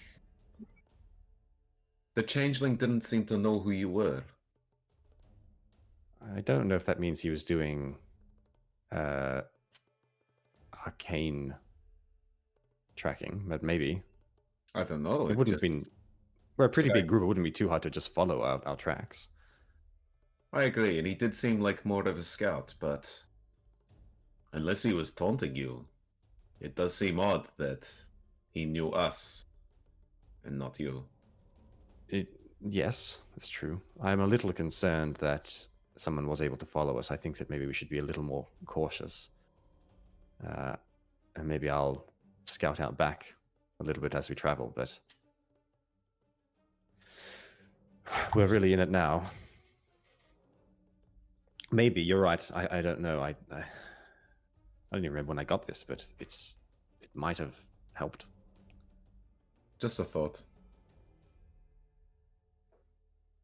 Well, exactly what I'm afraid of. I'll hang on to it until we have a break, basically. Okay. Cool. Because it won't do you any good until then, anyway. Yeah. So my question is this: you're heading towards the central location. Mm-hmm. Are you planning on going straight there? Are you planning on maybe stopping just a bit out from it and doing a short rest and then getting there? What's the idea? I was going to say I will definitely suggest at some point along the way stopping and having like rest and maybe some food, whatnot, and then continuing on just in case. There's been more of these zombies released. So pathways may not always be safe, so tread carefully. For sure. And that combined with the fact that you don't know what you're walking into, it's up to you I guys think- whether you want to rest before then. 100% at least a short rest. I would almost be moving towards let's take a long rest and just approach it at night. I am not going into that tomb without a long rest Right. at all. No, I don't want to go in, but I would like to short rest before we get there at least. Yeah. Yeah. Okay. Yeah. I see what you're And then saying. we Yeah. can survey and because you're Okay. in fucking Well, bitch for you. why don't we do a coffee break and you can decide what rest you're going to do beforehand. We're finishing off at 12. Yep. No, 12 our time. 12, Time. 12 Aussie time. Oh, yeah. yeah, right. Okay, yeah, because I was like, oh, right, we're almost finished up anyway. Reese, Gotcha. just quickly, what is our travel time?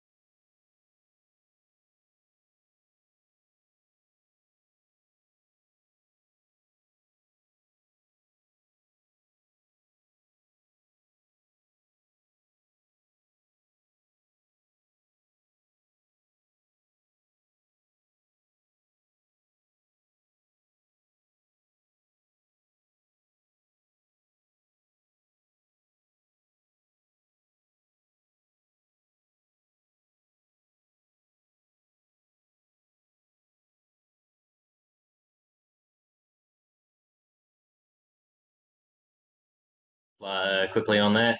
Creating common magical items. Spell scroll of cantrip takes 8 hours and 15 GP. Potion of healing takes 8 hours and 25 GP. Any other common magic item is a 32 hours mission plus Yeah. gold cost. So yes, a while off, but it is a goal that is obtainable. All right. So, realigning our times a little bit better. We are actually in the evening, as we've spent the whole day doing 2 wards in one day.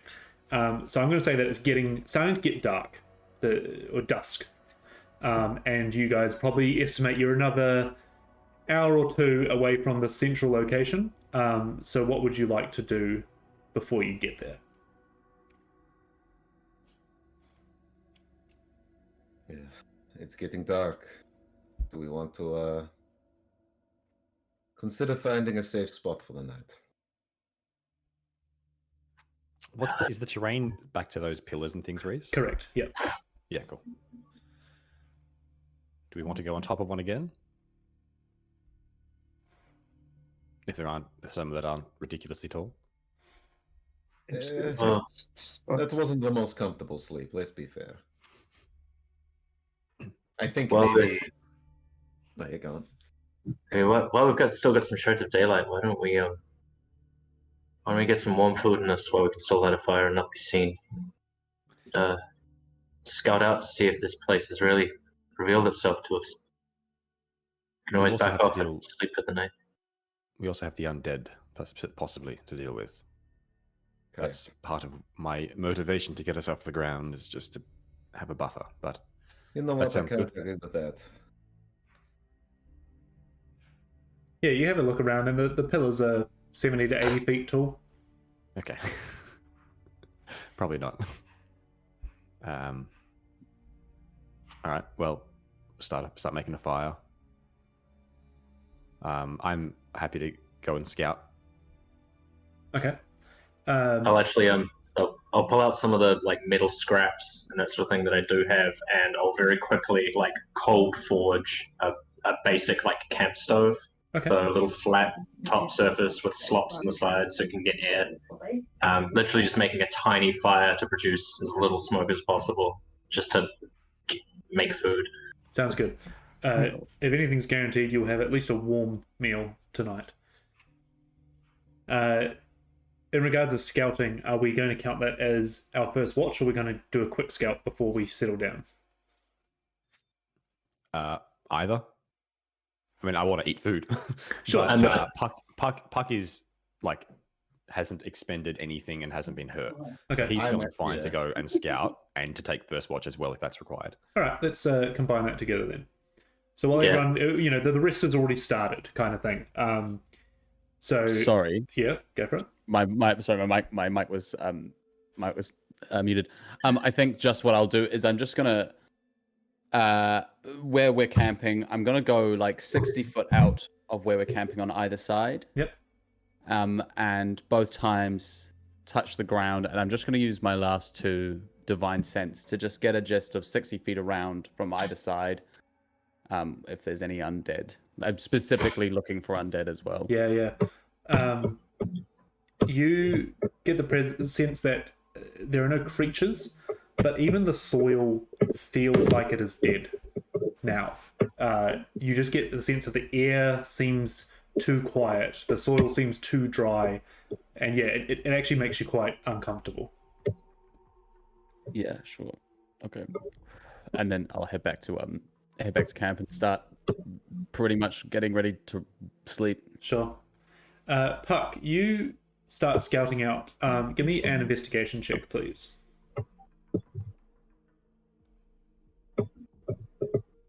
That's probably the worst one I'll ever roll. Investigation?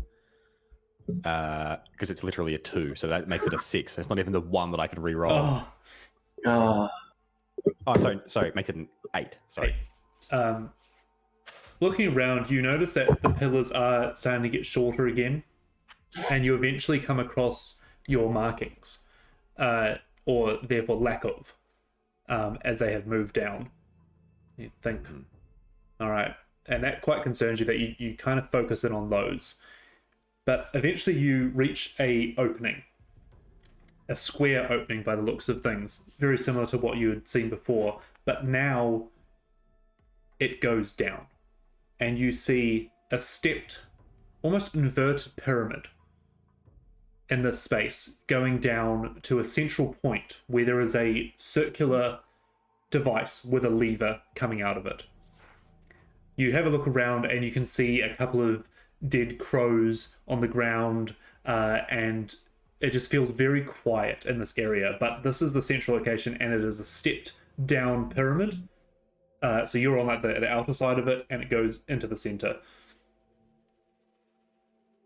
And I'm going to say you kind of view this from like behind a pillar, like looking out into the space. Yeah, I'm being a little bit cautious. I definitely would like stay for like a minute and just look and just see if anything moves or any of that kind of stuff. It's almost like the wind doesn't even move here. Okay, and sorry, can you describe the thing in the middle again? So as it steps all the way down, it goes to basically a 4x4 thing if it was on a grid, and the circle, there's like a circle signet or symbol, a bit hard to tell from this link, and it's got like a lever coming out of it at an angle. Yeah, okay. Yeah, I'm gonna try and cautiously go just close enough to be able to make out at least some of that symbol. So you're going to start descending down. How big are the steps down? They go maybe every 5-15 feet and then drop 5 feet. About 10 to 15 feet, drop. 10 to 15 feet, drop.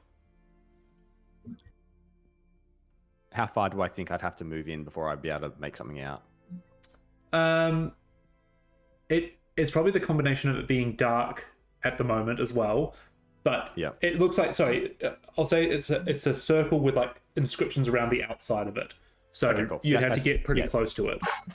That's fine. Yeah, if I can see at least that much, then that's I don't want to go any closer without the rest of the group. In my travel over here, did I hear or see anything moving in the not jungle, but like in the rocky plains? Nothing. Okay, cool. Yeah, as you said, like kind of unnaturally still. And there's dead birds. Did I come across other dead animals? With your investigation that low, you kind of missed some things on the way in. No, that's fair. Cool. I will head back then. And I'll go back a different way to the way I came. Not massively, but just different enough just to sort of go past some different things and head back. I'll probably be looking for dead animals and just that sort of thing. There are a couple. You start to see a few insects that are just on their back, on the ground. Yeah, it unnerves you a bit, but you are kind of familiar with death, but just seeing nature be dead is a bit odd. Yeah. I'll head straight back though. Okay. And I'll come back and I'll say, I found the things have definitely changed here. I found it. It's a square and it sort of steps down to a 20-foot-ish square down the bottom. With some kind of lever and a symbol. It looked like a semicircle with writing, but I can't see well enough to make it out and didn't want to risk it. But something's there.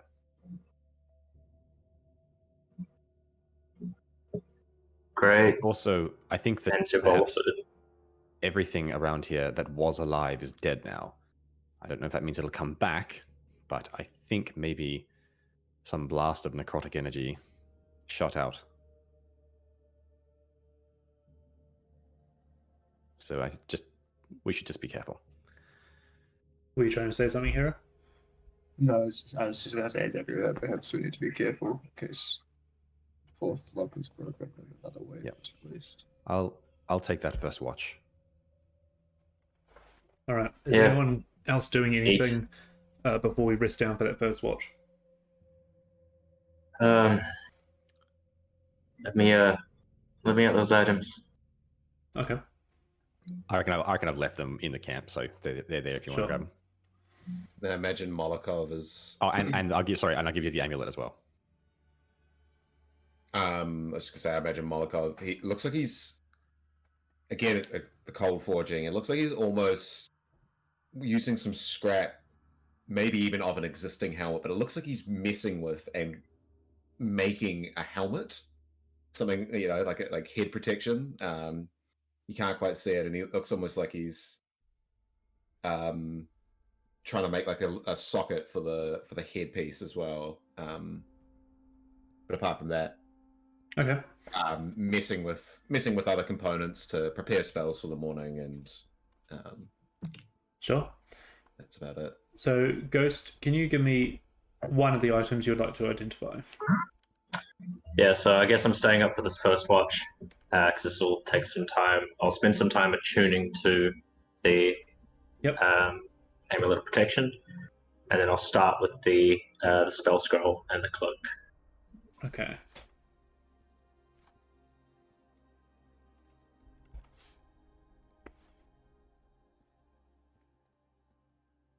Let me just find it for you.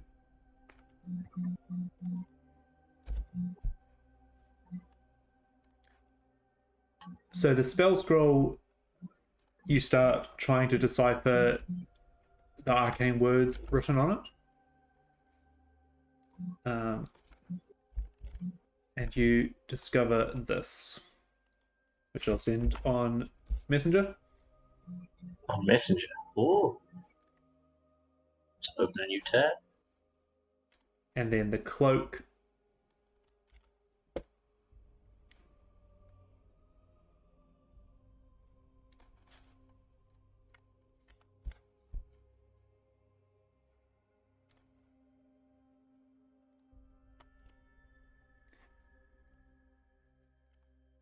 That's got a name, doesn't it? Definitely does. Puck, can you describe to me your first watch and give me a perception check with it, please, while he's doing that? Yep. So Puck is doing probably wider than normal circuits because he's a bit unnerved, and definitely unnerved that someone was following them. Yep. And probably spends a bit of that time clearing away our footprints and footsteps and things, making sure that the fire's not giving off smoke. But yeah, just walking around and looking for signs of anything coming or sounds. Sort of go like maybe 60, maybe further, probably even further, maybe like 100 or so feet away, and just sit in place for a few minutes, and then move off and do it in another place and things. Is just really being quite cautious. Sure. And my roll, that's better. That's a perception of 17. 17. Yeah, it probably pretty much aligning with what you saw on the way to the central location, to the tomb. That everything around here is... It seemed like this rock gardens was empty before, and now there's no sounds of anything. A little bit unnerving, but in the positive is that you can hear your own footsteps even though you're very quiet. And so you think if anyone else was coming, you'd definitely be able to hear them, but you don't hear anything. And you end up returning to camp where Ghost is finalizing his identifications. Yep. Cool. Yeah, I'll come back in and I'll just sort of probably, the last little bit of stew or something like that, just like put that onto the coals just to warm it up so it's not completely cold. Yep. And while I'm doing that, just sort of look over at Ghost and go, how did you go? These things are fucking great.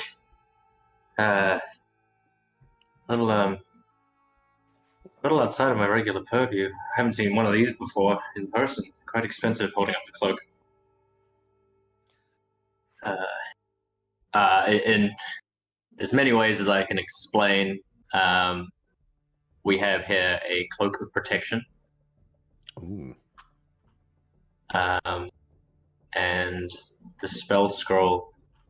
Now it's strange. It seems like it's really similar to what we saw the Fawns doing when he ran out of that first ward. But teleportation magic. Yeah, but it doesn't necessarily teleport the caster. You can. It seems like it's a relocation glyph combined with a targeting glyph. It can. Why don't we read it out? Yeah, so it's vortex warp. The range is 90 feet, so within a 90-foot range, you can teleport yourself or someone else. Target must succeed on a con save. They can choose to fail it, or the target is teleported to an unoccupied space of your choice you can see within range. The limitation is it has to be teleported to a space that can support the target without having to squeeze. So you're teleporting something, either an ally or an enemy, to another space within 90 feet. But you Can't can't just put be like them up in the over a air. hole. Yeah.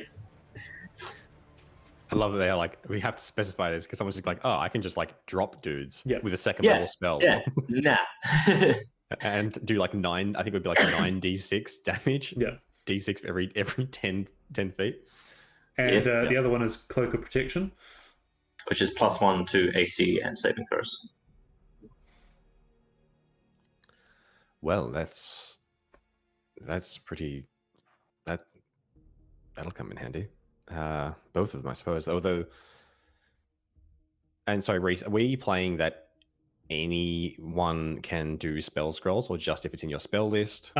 Anyone can, but that'll be extremely difficult for a fighter to cast a spell.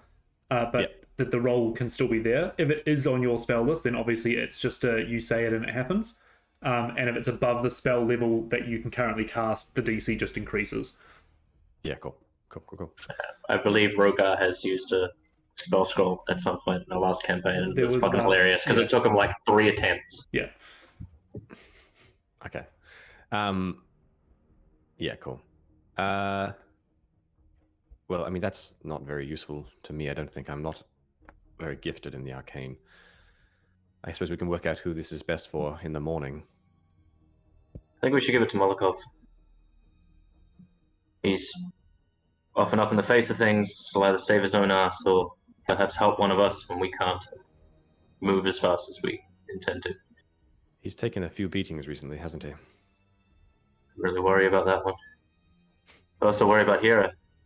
She's not exactly the quickest or most nimble. No. Perhaps the cloak would be good for her. Well, they Either can way, lift it, I suppose. I'll leave these in your capable hands. It's not of interest to me. I've got something far more intriguing to look at. Sort of pulls the bag out in front of him. Strokes his beardless chin for a second. Right. Well, I'll leave you to it, and I'll go unpack my bedroll a little bit. But I'm definitely still watching you as I sort of get Sure. ready for bed. Is anyone else awake, or are they all? I think everyone asleep? else would be asleep or doing their own thing, resting. We're getting pretty late into the night now. Yep. So I'll open the bag, reach in, call forth the dragon shard. The only way I can do this is by calling it to my hand, so I will be holding it when I pull it out. Ghost kind of holds his breath as mentally gives that instruction and pulls it out and opens his eyes and just still holding his breath, but then we'll start the process of using his tools, which he's now sort of Okay. has Before you strapped to do one that- hand. Yeah, of course. You pull out the dragon shard, and the rest of you are jolted awake as you hear the earth start to move. Shaking. It wakes anyone that was asleep up, as even the pillars around you vibrate extraordinarily. You hear, Puck, you probably hear the call of a flock of birds flying away. Things seem noisy. And the shaking goes for about 10 minutes. 10 minutes? Jesus. As you stand there, everyone else is awake now. Start going to work, but at the same time I say, what do you think? Should I be giving up on this? Don't put it back in the bag, whatever you fucking do. I think it's a good idea. As annoying as this is, I think it's a good idea. Alright, so you're casting Identify on it? Yeah. While he does that, is there something that I can climb to get a bit of a look and see, trying to work out what's happening? Sure. You can give me a athletics check to climb it while it's... Oh, sorry, or acrobatics to climb it while it's... Look, let's make it just athletics because I am trying to climb something, not Yep. necessarily being dexterous. That's a 17. A 17. It takes you a bit of time to climb up, but once you reach the top, you start surveying the area, and where you had scouted out before is flat.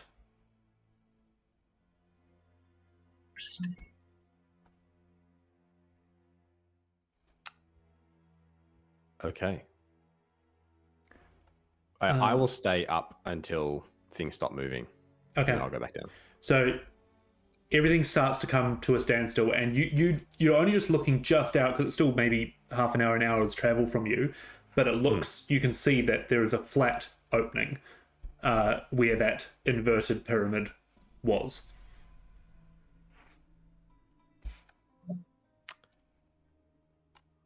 All right, I'll head down and I'll say I think that when that I don't know, tell me what you think. When the dragon shard was in a different dimension,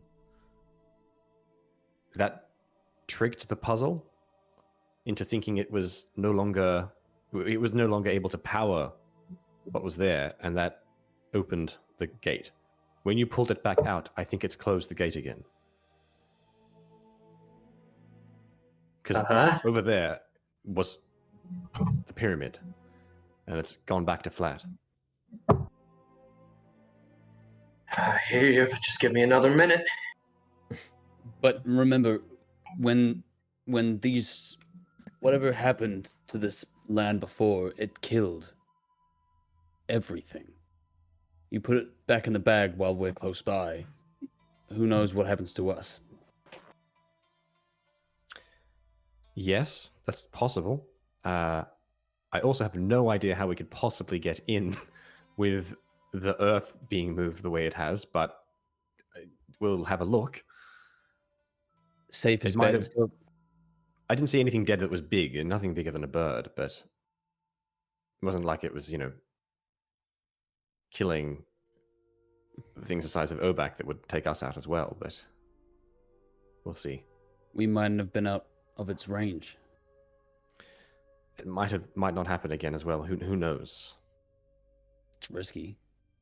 Oh, this whole thing is a big fucking learning curve. I hope it's worth it. When you finish this 10 minutes, you understand that there is not a specific spell linked to this dragon shard. Dragon shards can hold spells. It is not like someone has cast a spell into it and it is ready to use. It is just constantly emanating I'm not sure what school of magic it fits under, but it's like a lock spell. And it itself is linked to a mechanism of arcane nature.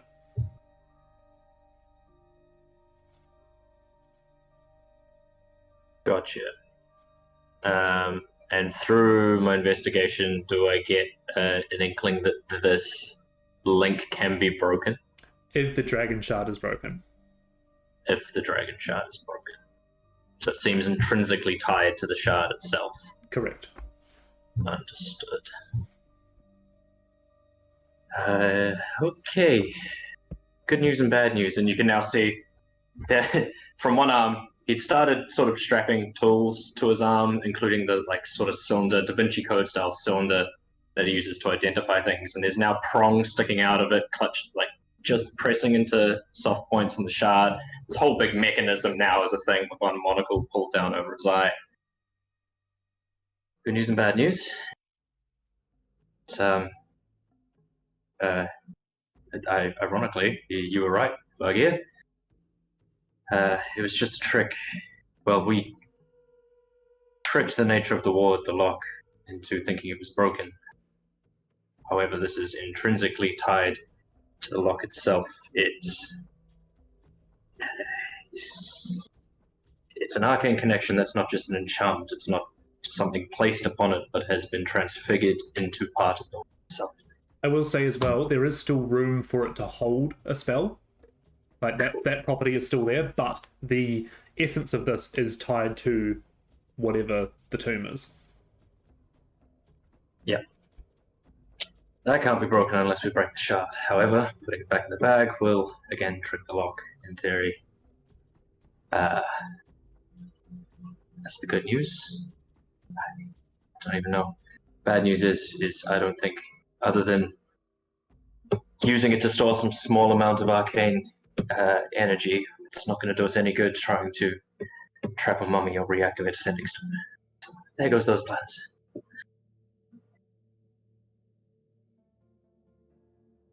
Well, on that, give me an Arcana check.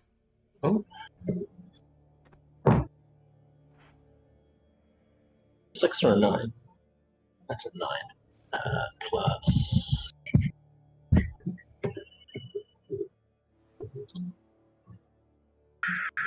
15. 15. Trap a being? Probably not. Use its magical essence to repower something? Probably. But still intrinsically tied to the lock no matter what? No matter what. Okay. I'll But reiterate that. You do know that if you pull it out of the bag, the lock will activate. If you put it in the bag, the lock will deactivate. Deactivate, yeah. Cool. Good size. So, that. Could still use it to power a sending stone, but it's still going to be part of the locks. Can I please fucking put this thing down? Did we decide on that? We're not going to be able to get in if we leave it out, so I don't know how much of an option we have. Is it glowing? Is it casting off a lot of light? Are we when just you like a put little your monocle beacon? down, yes, but it doesn't seem to be like a red dragon shard is got an intrinsic glow about it anyway, much the same as the green one inside the gelatinous cube and the one at the bottom of the pit. But yeah, it gives off an arcane glow, but it's not like radiating or anything. So it's kind of just dimly lighting the 5 feet around us, kind of thing. Probably not even that. Yeah. Yeah, sure. Okay. Well, perhaps it'll be a benefit to us to keep this out while we rest. You don't have to hold it, though, do you? No, I'm not gonna lie, it makes me very unsettled about the fact that it is in my hand, but at the same time, I kinda don't want to put it down. It seems really important. Can you give it to Envy to hold watch over? He's just doing math in his head. You're all awake at this point, by the way. Yeah, I can do that. Just like put it on the ground and have Envy stand over it so nothing can touch it or something. Yeah. I've just checks a couple of measurements. Yeah, it'll be okay. Very slowly, just kind of puts it on the ground, pulls a couple of prongs back, and then You place it on the ground, and some sand kind of just an inch flitters away from it. this is so fucking cool. I'm terrified.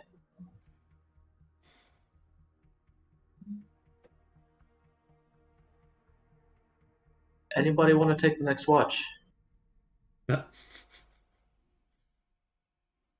Sure.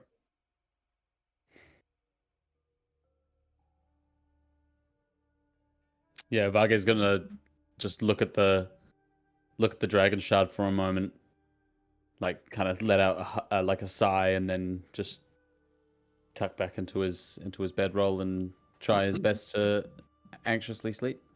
Okay. It's a call Envy over. I say, I'm gonna try and sleep. I know you can't really. You just follow what I tell you. I know you do, but I'm gonna tell you anyway. I don't like this. This is weird. I want you to keep an eye on it. I can leave the bag right here. Get it? Yep. Bag. You. Dragon shark. Perfect. If that moves, without anybody touching it. Grab it and put it. No, don't do that. Just grab it. You know what? Just wake. Oh fuck. The metallic dog looks Tell you up at what. you and just cocks its head. If anything Um, happens, wake me as- up. Okay. How long have we already slept Oh, only So a far? couple of hours. An hour. for the first watch? Yeah. I might just stay up as I'm hearing him talk about this, and obviously also being anxious about it. I'll just kind of like sit up and just like sit on the bedroll and just look at it until the next watch is over, and then try to go back to sleep as well. Okay. Molokov, can you give me a perception check then? And anything you'd like to do now this shard is sitting in your camp.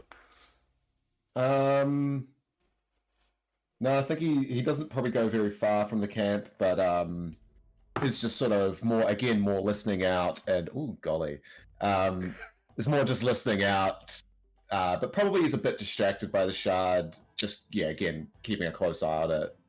But that's a natural one. Yeah, this shard is full of potential. And definitely you could use some properties of it. You've used Dusk before, but this is an intact shard. Unfortunately, you don't really notice anything happening around you. Yeah, no.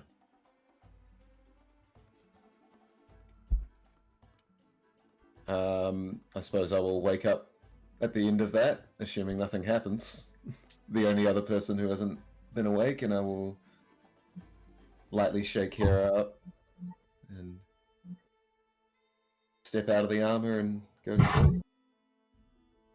All right, Hera, you awaken, and you are now left alone with this arcane shard, or watch, of course, as well. So if you could describe to me what you're going to do and give me a perception check, please. Yep. So I think I will probably spend the first little bit how sort of like approach Envy. Sort of. It's okay, you know me. Sort of try and get a little bit closer to the shard and just. Is it covered with anything, or does she just? Envy is just standing over it. Okay, I'm just going to like try and get as close as I can without alerting. You get about 5 feet, and then Envy turns and faces you. I'll just sort of like sit down on the ground there, just try and observe it, and consider it, and think about the space of the spells and potential of having something quite as powerful as that. Probably still sort of look over to the bag as well that it was kept in. Yep. About how that broke the connection. Yeah. Wondering about certain things to do with those sorts of places and stuff. And then I'll sort of look around and see the group and then go, oh, fuck, right. And I'll get up and I'll do a little perimeter search. Alright, give me that perception check. I'll perceive this. Oh, it's not terrible. 18. 18. You have a look around, but you do keep eyeing back at this shard. But then you focus yourself and do a proper watch.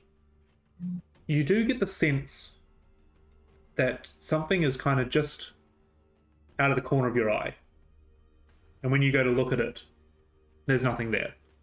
You investigate around the pillars and find no trace of anything. But you almost get a sense of a breath just on the back of your neck. Shake it off, and there is no sign of any movement or anything as light starts to peek through the rock pillars. I was going to say, probably the second I start to see even like that sort of reddish glow in the distance that the sun's going to start peaking, I'm going to go and start waking people up, because sure, you go we around. did start to rest early. Yep. So I know that we've got time to, on the crack of dawn, get into it, sort of thing. Sure. You all kind of wake up knowing that you are about to head into a tomb of some sorts. Here you get this sense that you get goosebumps down your arms. You shake it off and start waking everyone up, and everyone else's hero wakes you up individually. You can all have the benefits of a long rest. 1, 2, 3. Okay. All right. Oh, good.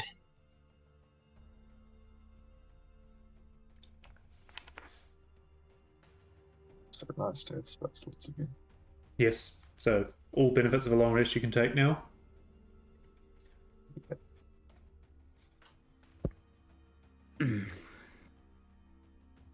As we're just sort of getting ready for camp, to break camp and things in that time, maybe you need to talk about who's going to have these items. I know my vote. Yes. I assume you describe them to the group. Yeah, Explain explain it to the others. I mean, I don't mind the sound of that cloak, to be fair.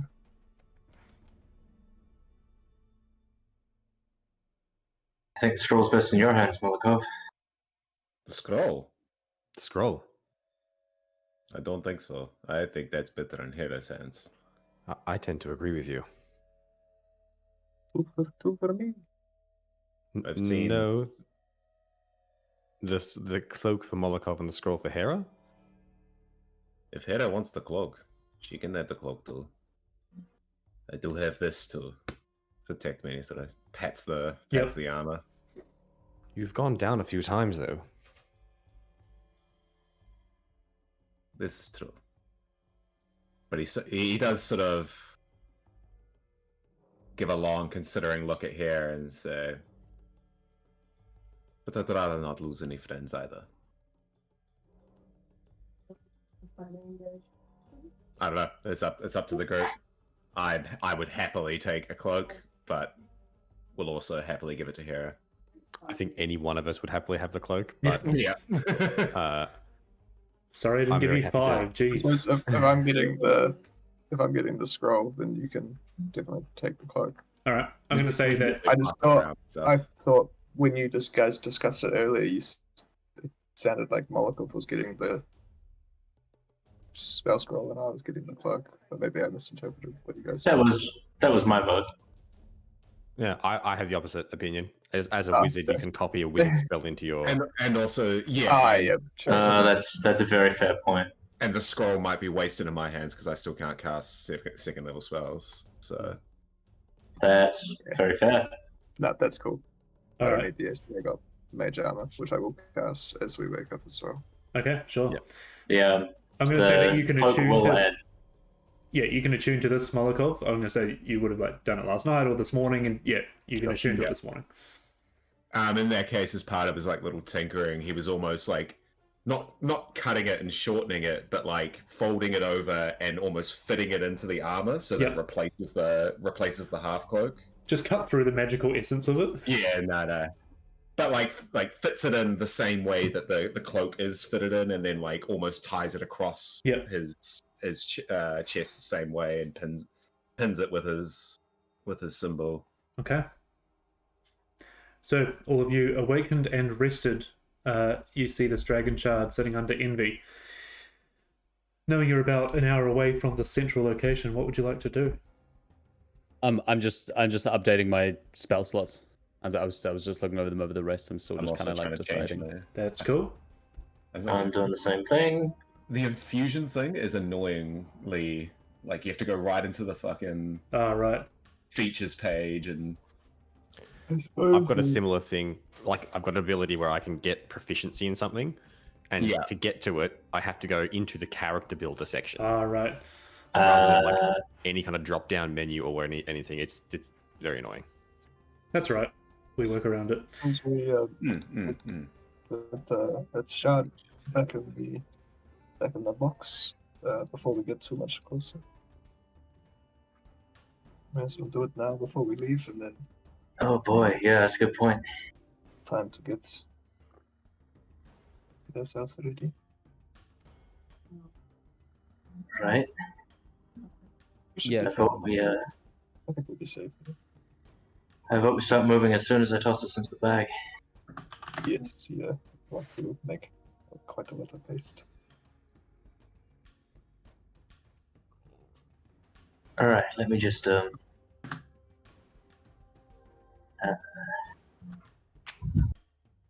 bear my spells. All good.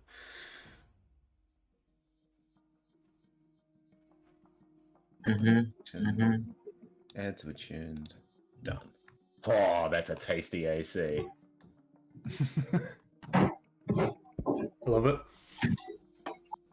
Aye. I'm good to go. Cute.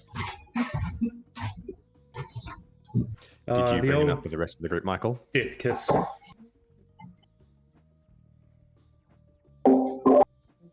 You've got a lovely partner. You can ask you cute kisses on the D&D stream. All right, so we picking up the shard. Yeah. We're gonna do that. Envy What are we? moves out of the way for you, Ghost. Whew. Don't know why, but this makes me kind of excited. Right. Pick it up again. Looks at the pillars. Nothing happens. It's like this big. That's right. Okay. Kicks the top of the bag open. Places it inside. All right. You place the shard inside, and straight away, everything starts shaking again. And not as long this time, maybe 2-3 minutes of shaking as you kind of all steady yourselves. It's quite hard to walk this close to it. The ground is actively shaking. You notice some of the pillars start to drop a little bit. Hera, as everything comes to a standstill, you hear that silence again, and you feel as though a face is right next to yours. Before you all get a whiff of necrotic energy, and you'll all take a point of exhaustion. Ooh. That's not fun. Mhm. Oh, that's spicy. Okay. For fuck's sake. That's under conditions. That is correct. Indeed. I like how now And you twice all target- just feel like you are winded, and that your muscles just kind of withered a little bit, and you, yeah, the shaking stops. You get hit by that, and then everything is silent. Intelligent ability. Cool. I like that twice now. It's been right about what's going to happen. With the need to make Yeah. Look, already told him he was right. Yeah. Can we stop playing with the fucking shard? Totally not playing. It was, this had to happen. Yeah.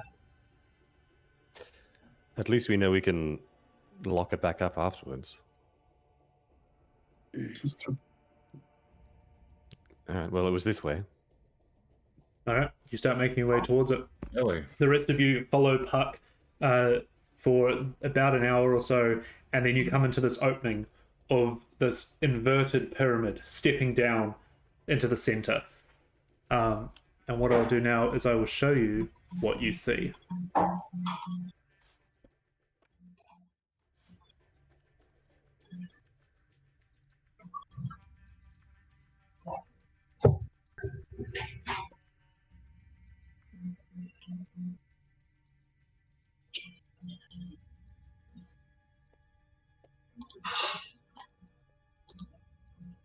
And this is inclining, right? Yep, going down. So Okay. every one of these big lines is a 5-foot drop. Right. Yeah, decline, not incline. Oh, Yes. sorry, inverted is what I meant. Concave. Well, Well, I can't read that, but there's some kind of writing around it. Thanks, I hate it.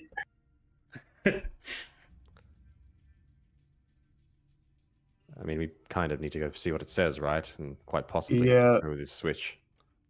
I was gonna say, I assume there's like nothing around that we can see or anything. No, the surrounding areas are all these like now 5 foot, 10 foot rock pillars. So it looks like it's descended into this inverted shape. Yeah. Yeah, like I said, turn to the Molotov and well, I guess there's like yes, we investigate. So I'll start making my way down. Yeah, I'll follow. I'll follow closely behind Hero. Is anyone not going? Okay. Stand by.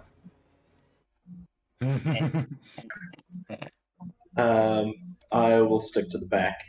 Sure. I'm going to mount on top of Envy. Yes, let me get Envy out for you. I'm going to go first and be sweeping for traps. All right. Hold on. Kira and Molokov, you step forward. Sorry, I said I was following closely behind Hero.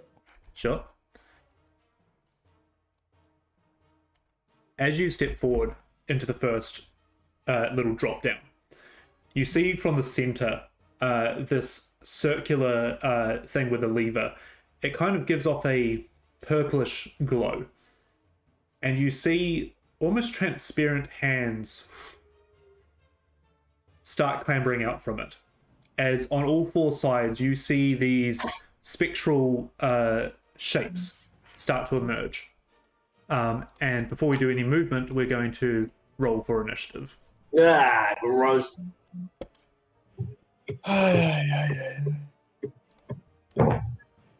Just so everybody knows, initiative, I believe, is an ability check. Ah, So That is true. roll at disadvantage. wow, that one. It was really good until Michael said that. Yeah. Yep. First roll was awesome. Yeah, same. All right.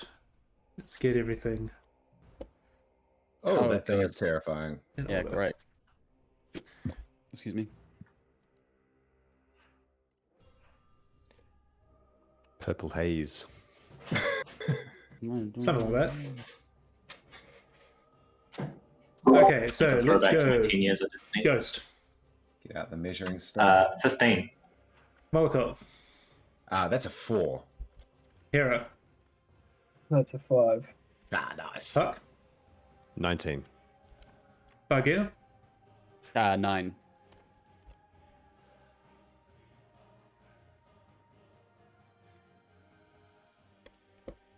Alrighty. So, Puck, you see Hero and Molokov step forward and these ghostly figures start coming out. Remembering, for any movement, you're going to have to add an extra 5 feet every time you cross one of these big lines. Any ranges and stuff can be normal because it's going down. Puck, you're up first. What would you like to do? Are these things, do they seem terrestrial in the sense that they're not floating? They are currently climbing through the rock. Yeah. Puck's gonna drop down to here, and he'll, as he comes down, pull up the mask and say, "I told you to let me sweep for traps." And he's gonna cock the crossbow and he's gonna take aim at that one and take a shot. Go for it. That's pretty good. That's over 20. Alright, go for it. And damage. Sorry, and I'll use my bonus action to give myself that. Can I use my bonus action to give myself that steady aim? Steady aim, yep. Yep. So I'll just roll again just in case I get. No, it's not a 20. That's fine.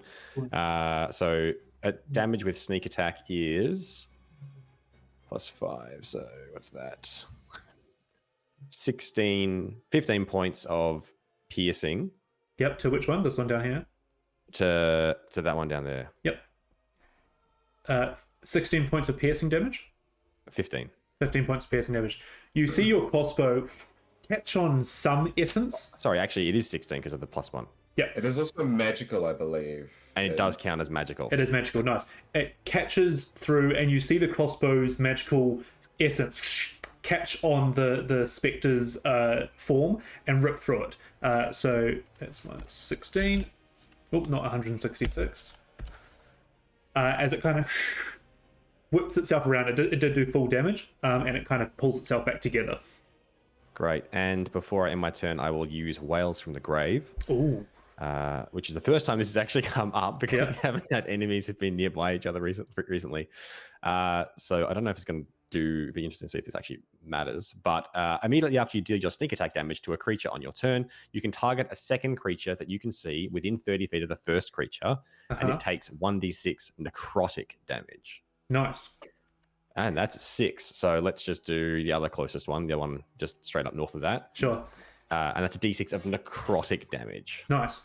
As you hit this thing with your bolt, you almost feel a presence of, maybe it be ancestors, maybe it be something undead. You hear the screams come out, but it seems to fall on deaf ears as the necrotic damage does not injure this thing. Worth a try. But good call. Is that you done? Yeah. All right, Ghost, you see this happen, and I believe you said you were getting on Envy. So you should be able to go there and go for it. Oh, wonderful. I will clock around just a little bit. Oops. Hello.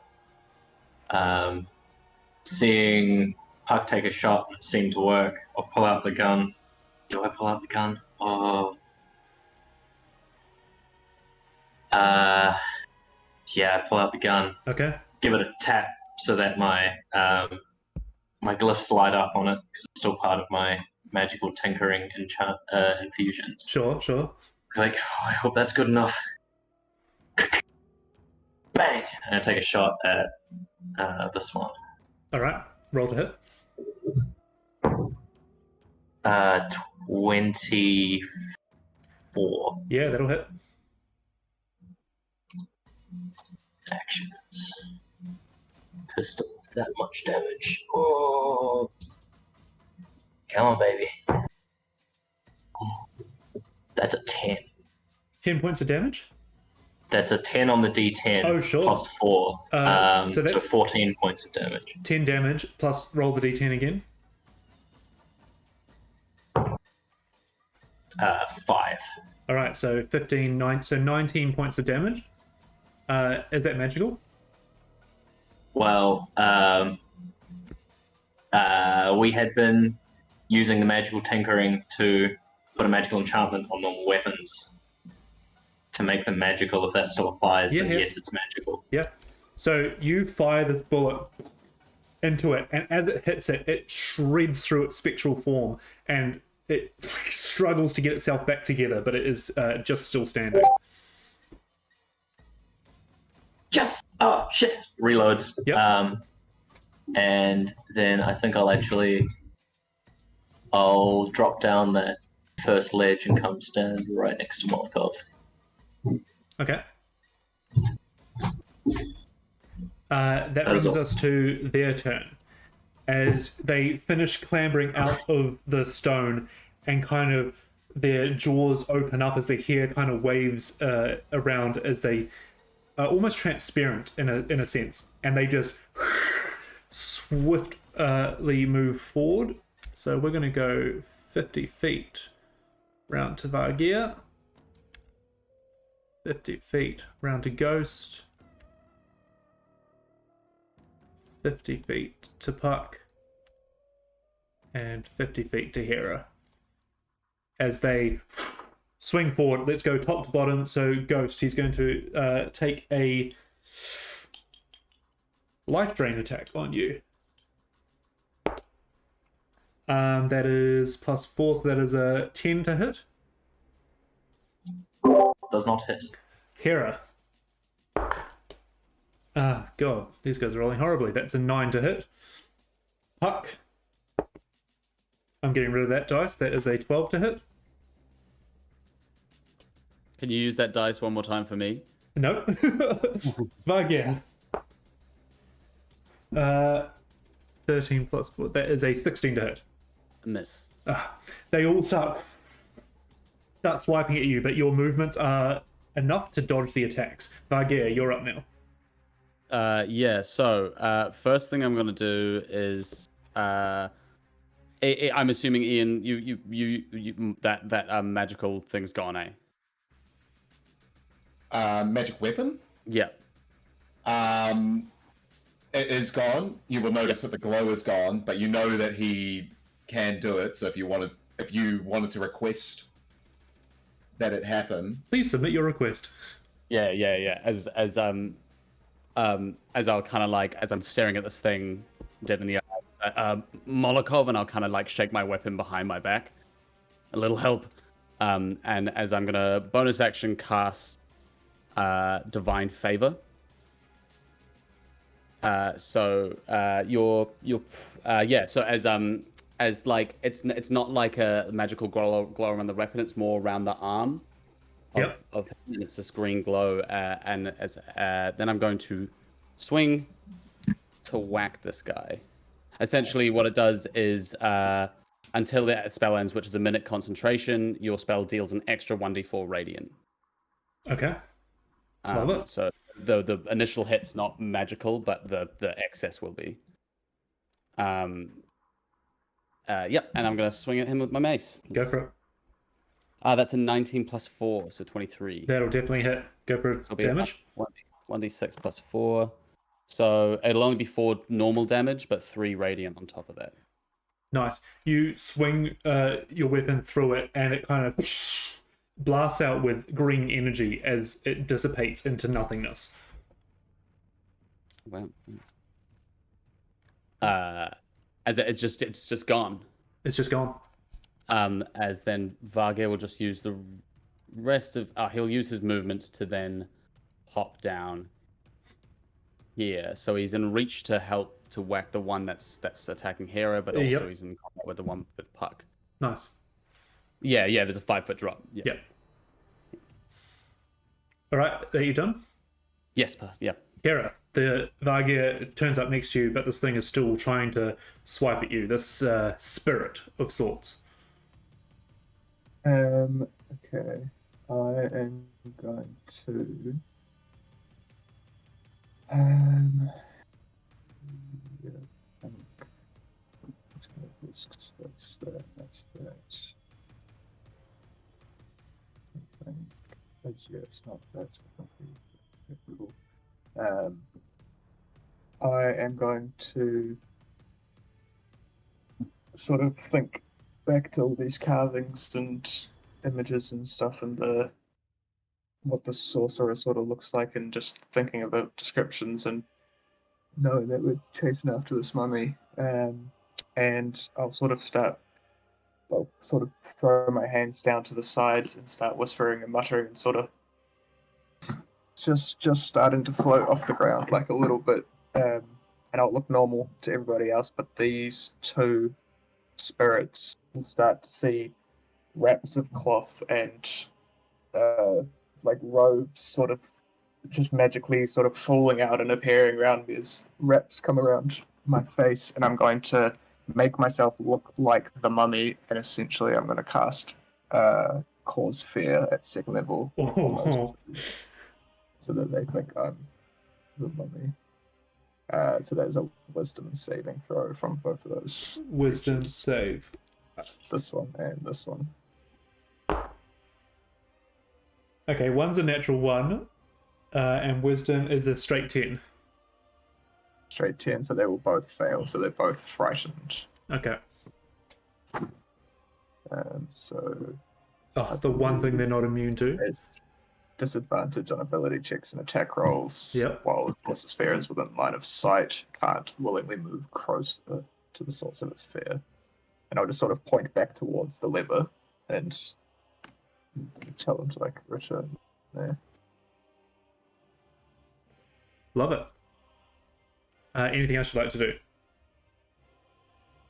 I know I am hoping that with them mistaking me for the mummy, they're probably not going to swing at me. So, All right. I'm relatively confident. Molotov, you're up. Lovely. Well, I don't like anything being in Hera's face, so I think he sort of takes that one step forward and then jumps off the drop and just slams down in the ground with his fist. Yep. I'm gonna do a booming blade on him. Oh, I love it. He sort of like slams down on the ground and then rolls off towards where Vargir is there. But that is still just a roll to hit. Which is a 15. 21 to hit. That'll hit. And then there's a fist strike. So 6 plus what is 4? So 10 points of thunder damage. Nice. Your booming blade hits and it like dissipates some of its form. It seems to definitely hurt it. And then yeah, as I say, roll off from there. I imagine I almost landed in its space and then rolled off. And I'm gonna just as Vargir sort of swings the mace back, almost just seeing that the traces, because I've done it a few times now, the symbols are still burnt in there, and I just click, and they catch fire again, and and they just light up. Your weapon is now a +1 magical weapon. Nice. And I will pass the turn. All right. Top of the round. As the battle is ensuing and there are spiritual forms sweeping all over the place, Puck, you will notice a pair of hands clambering up from the center here. Okay. Taking advantage of the chaos that's, with everyone moving and jumping around and things, Puck is going to use his bonus action to disengage. Yep. And he's going to run through here and sort of hop off and bounce between the backs and the shoulders of these two guys whose heads are kind of popping up. Love it. I think off the mechanical arm, off the the wood of the mace that's being used. And as he does it, he's going to drop down to here and shoot the one that he was shooting before. Yep, sure. With his that would be crossbow. Advantage as he's in combat with Vargir. Yes. Oh no, my dice. He's going to have lots of them. Oh no, my boy! Yeah, just completely rolled off. That was on a 20 and it rolled off to the 8. Anyway, that's okay. That's still a 24 to hit. That'll hit. And then damage. That's a plus. Sorry. Plus 5. Yeah, so that's 15, 19 points of magical piercing, including sneak attack. 19, nice. Definitely hurts it. Looks very on the verge of disappearing. Oh, it's still up, man. It's taken 40 points. All right. No, and then with this one is the first time it's taken damage.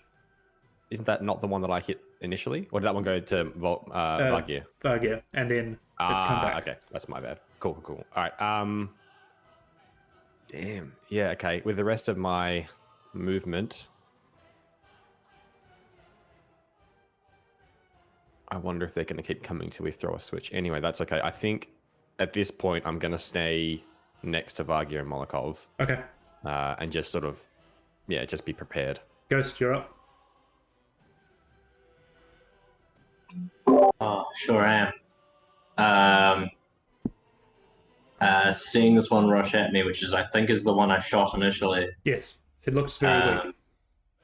Wonderful. I will flip the pistol around and use it as a makeshift club. Just going to take a strike at it with the back of the stock. Go for it.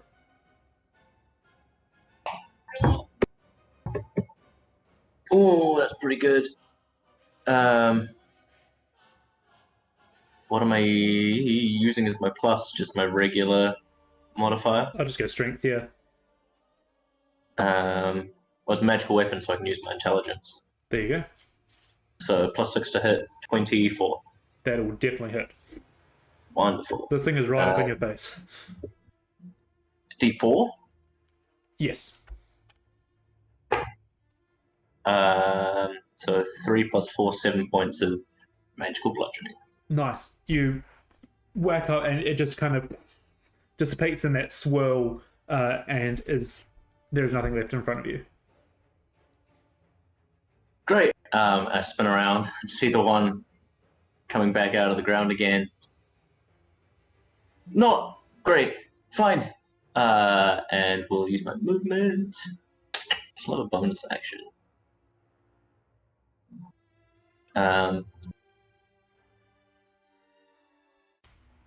So I will 5, 10, 15 drop down below this one, and as we come over the top, and Envy will take a swipe out at the one with Molotov as we go past. Yeah, go for it. Bonus action.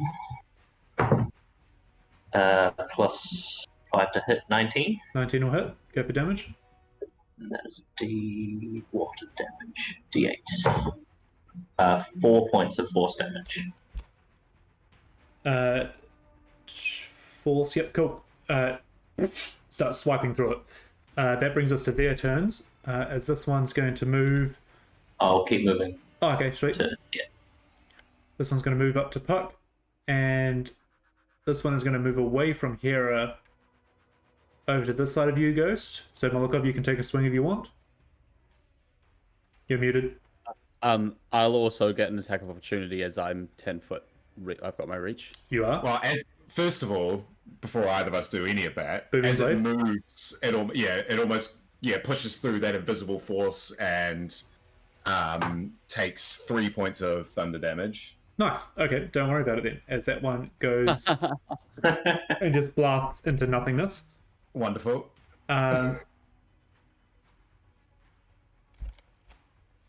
Which then, Vargir, this one is going to move away from you, or more away from Hera, and move around. Actually, it's not going to go out of your reach, but it is going to take a swing at you. Sure. At disadvantage, I believe. At disadvantage, why? Because it's frightened. That is correct. Is it only disadvantage against the thing it's frightened of? I think it's disadvantage if it can see the thing it's frightened of. Yeah, which it definitely can. Yeah, cool. Oh, okay, that was a higher roll. We have got a total of 18. That just hits. All right. That'll be 10 points of necrotic damage, Yum. and I need a con save from you, please. Sure. Which one swung at him? This one. It was at disadvantage. It was, okay. Yeah. And a con save. Yes, please. Is this at disadvantage because of exhaustion, or is that just ability checks? That's just checks. Yeah, sweet. Okay. That's really bad. That's 5. Your maximum hit points will deduct by 10 as well. Ooh. So you can just note that down. We can I've put figure it it all down. out later. I've already got it down on the app. As you feel this life start draining out of you as this thing starts to attach itself. That brings us to your turn, Vargir. Yeah, sure. Oh, actually, time out. Sorry, Puck. You're not getting away with that. He ran up to you. He didn't swing. Sure, I'm like, I didn't do anything. No. I mean, I Get missed away it. with something. I didn't even do anything. This one is not frightened. But that'll be a 17 to hit total. That is my AC. Let's just see. So that is...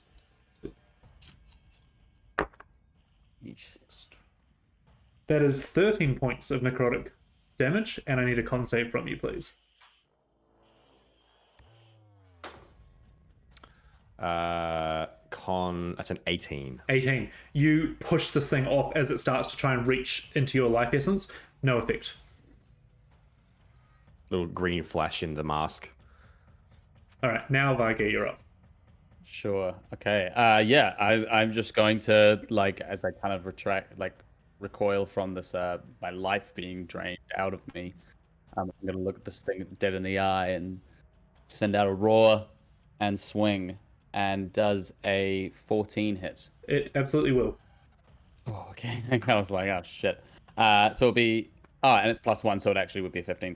And this is +1 to the damage as well. Yep. Okay. And it's another extra D4 radiant.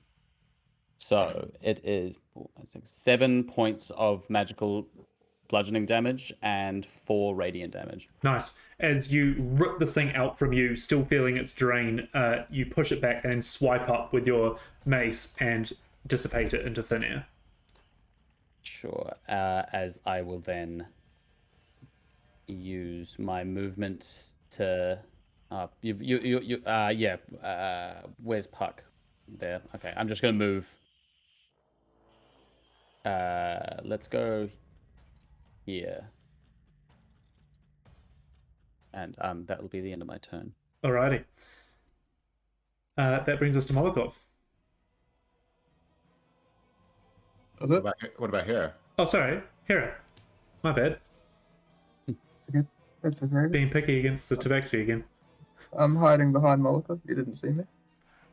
Are those tokens the same? I can't tell. Well, you're being racist.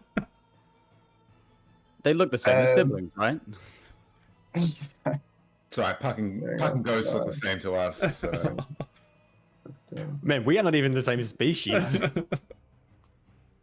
Sorry, Hera. Yeah, kind of the same species.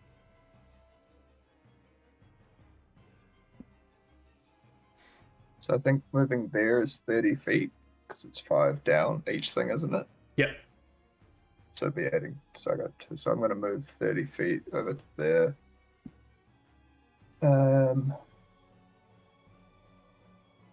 No, yeah, I think I am. I'm gonna use my not. I'm not gonna dash, but I'm gonna use my Oh, yeah, Tabaxi. agility. Yeah. To move my distance again. Yeah, I'm gonna try and get over there, and I want to sort of just like skid down to the ground essentially, and I'm gonna start trying to I guess just learn what language this is before I can even try and read it. I'm just trying to work out what it is. You're going to use your action to kind of read the thing as it kind of goes round in a circle. Yep. It is in common as you read around it, and you read this. Oh gosh. Beware, traveller, of the power that lies beyond this door. For only those who wield the magic of death can explore. But tread with caution, for the price is high, and those who dabble in such arts often wither and die. If you seek to enter, then summon the dark power within, but be warned, the price of admission is not for the faint of kin. I will chuck that in the chat so you can read it again, but that is the end of your turn. Molokov, you are now up.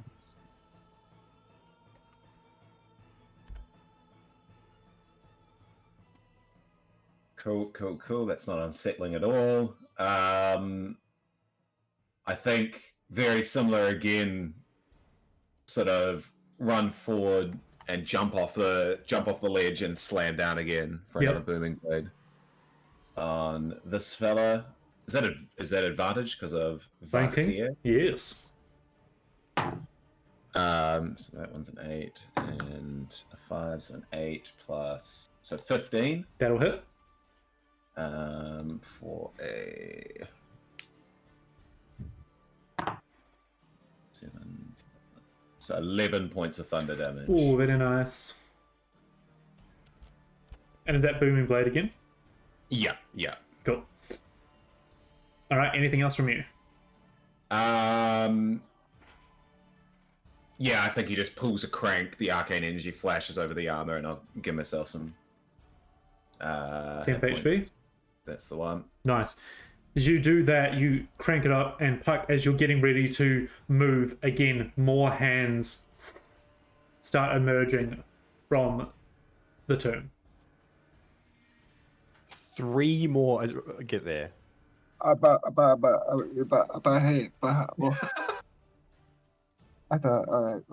is your turn, Puck. Far out. Actually, these guys are not frightened.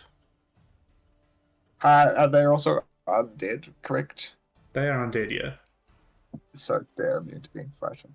I just realized. No, these guys aren't. Oh, they're not undead. Yeah, apparently. No, they are undead, but their immunities don't include frightened, which is what I was checking before. Ah. Yeah. It says it on the spell though, because I went back and read it just to check something. A construct or an undead is immune to this effect. Oh, okay. That's fine. So it was a wasted spell. No, well, your I'm going- flavor of the mummy kind of made them not attack you anyway. Yeah, that's cool. Puck, go for it. Yeah, I'm going to call out to the rest of the group. Do we need to flick this switch? It's getting pretty hairy. Pull it. Sounds Okay. a good idea. to me. I don't know if that's how it works, but I mean, Shit. What the Okay, fuck? I'm going to... I don't even know if I can get there. Is the problem with those drops. 5, 10, 15, 20, 25. You can... Okay, I've got my bonus action to disengage. Oh, yeah, true. So Okay. I'm going to bonus action disengage, and then I'm going to action, and then I'm going to use my action. Sorry, then I'm going to move, and then I'm going to use my action to dash to get to here. If that makes sense. Yep. So you scale Without- down into with- these things. Yeah, without taking opportunity attacks because of disengage. Mm-hmm. And I'm going to try and throw the switch. All right. You reach around it and try and pull it, and it resists. And as you do, you feel your grip almost clench and then release. I need you to make a con save, please.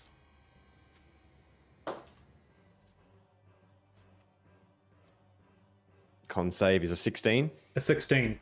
You can't quite make it, and you let go as this thing kind of hums a bit. No effect.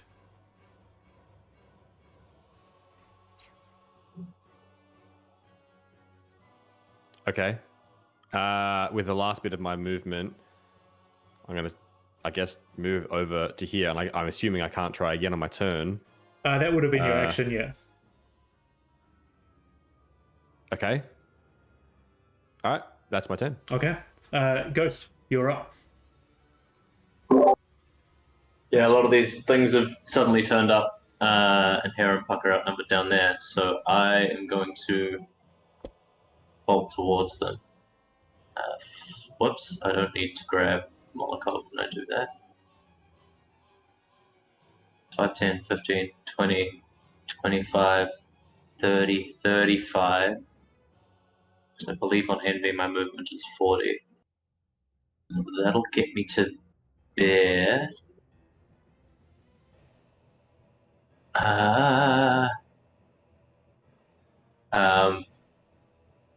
Yeah, I'll actually come in all the way to this point here, Sure. and spinning my back to the circle and the lever, gun in one hand, just getting ready for what's about to hit me. Hera, have you fucking got this? I have an idea. I have an idea. Well, Maybe now's a get- good time.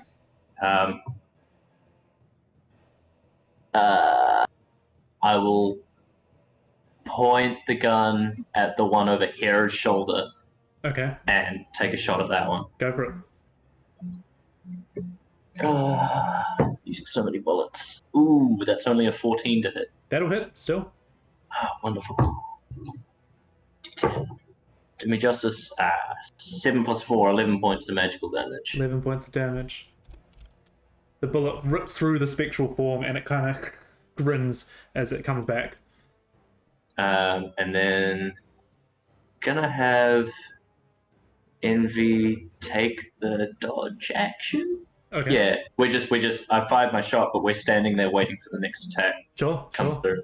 That'll bring us to their turn. This one's just going to shimmy itself down into there, but we'll come back there. I'm going to go Eeny, Meeny, Miny, Mo, Malakov. Hit against you. That is a 16 total. Misses. Almost. Start swiping at you. Ghost. Is that at disadvantage? Yeah, we will make that disadvantage. So that's a 5. That won't hit. Hera, this one is going to take a swipe at you. 12, 16. Yep, that'll do it. 2, 5, 6. 8 points of necrotic damage and a con save, please.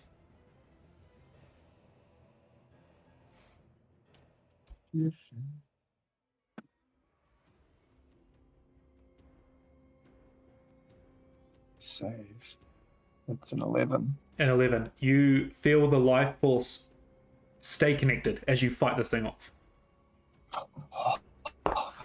And Puck, that is a 17.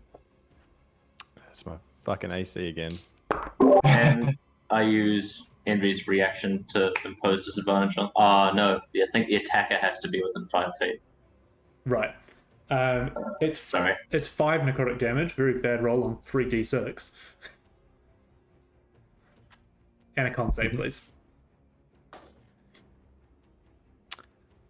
Con save. That's an 18. 18. You're fine. All right, that brings us to the end of their turn. Vargir, you're up. Sure. Advantage with this attack for flanking. Absolutely. I'm just gonna, as I kind of like look through it at Molokov, and I go help the others. And that'll be a 13 plus 4, 17. That'll hit. And then again, just another d6. 5. That's 6 points of magical damage, and just 2 and 1 radiant. Nice. As you carve through it, it dissipates away. Sure. I will then. We're down that 5-foot drop. There's just one more 5-foot drop here, right? Correct. So that'll be 10, 15, 20. Yeah, okay, I'll be all right. I'm just gonna pop right behind the one right behind Hera. And that'll be my turn. All right. Hera, you're up. Okay. I'm going to turn to. Yep. See if it comes back. I think it's still gonna work. Where I suppose we're trying to get in. I'll turn to Puck and I'll say, when I give the signal, try and pull the lever again. And I'll turn around to Molokov and shout out, tell him to get on to the platform that we're on, like so the level that we're on, sort of thing. This is all one flat area, eh? It drops down onto the 4 that you're on. 1, 2, 3, 4. That's probably the lowest point. Okay. But Puck can go underneath gear, perhaps, with a silver hole. So.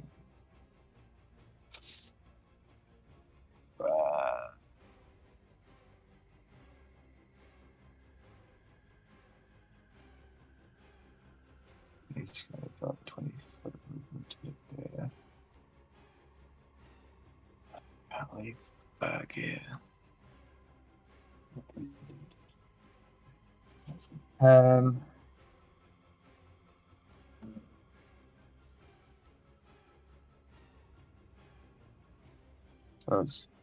I'll just shout out to Molotov and Vargir, I guess, and just tell them to get on this platform. And I'm going to hold an action till all of us are on the platform. And there's like the English, like the common writing and stuff. You said is there like a symbol on the platform? No, it goes around the outside of the circle, and then there's just that lever in the center. No symbol. No symbol.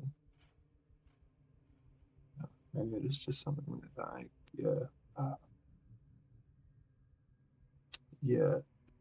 because even though it's not technically a, so I do have to do a touch spell.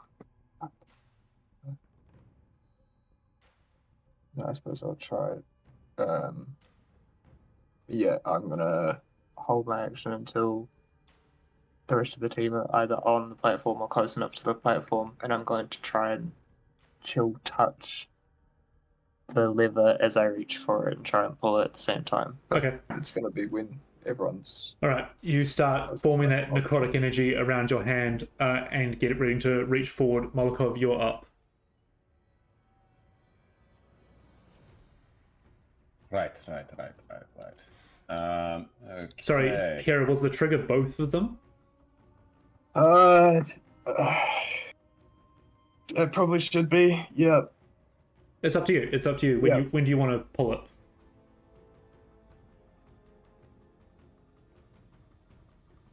I mean, I really don't want to get hurt again. Because there is a few people in between Molokov and Vargir. Yeah. I can tell you right now, I can't get there this round. Yeah. Well, I was hoping that this whole platform was one thing, but no, I suppose Vargir is still. Oh no, it's the Molotov can't get there. Fuck. So I've got a whole turn between them. What would you decide in the moment?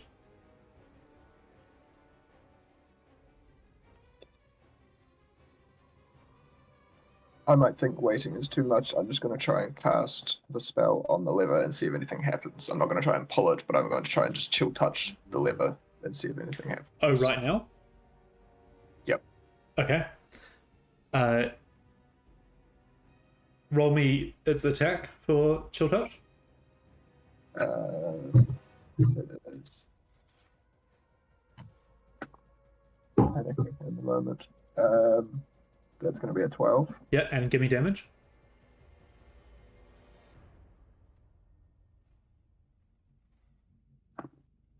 Five project damage. You reach forward and grab this lever, and the necrotic energy shoots up from your hand, and you see it spin down this lever as it almost starts moving by itself, as it cranks back. And as it does, the circle starts tilting, and you notice that all the steps start slanting as well.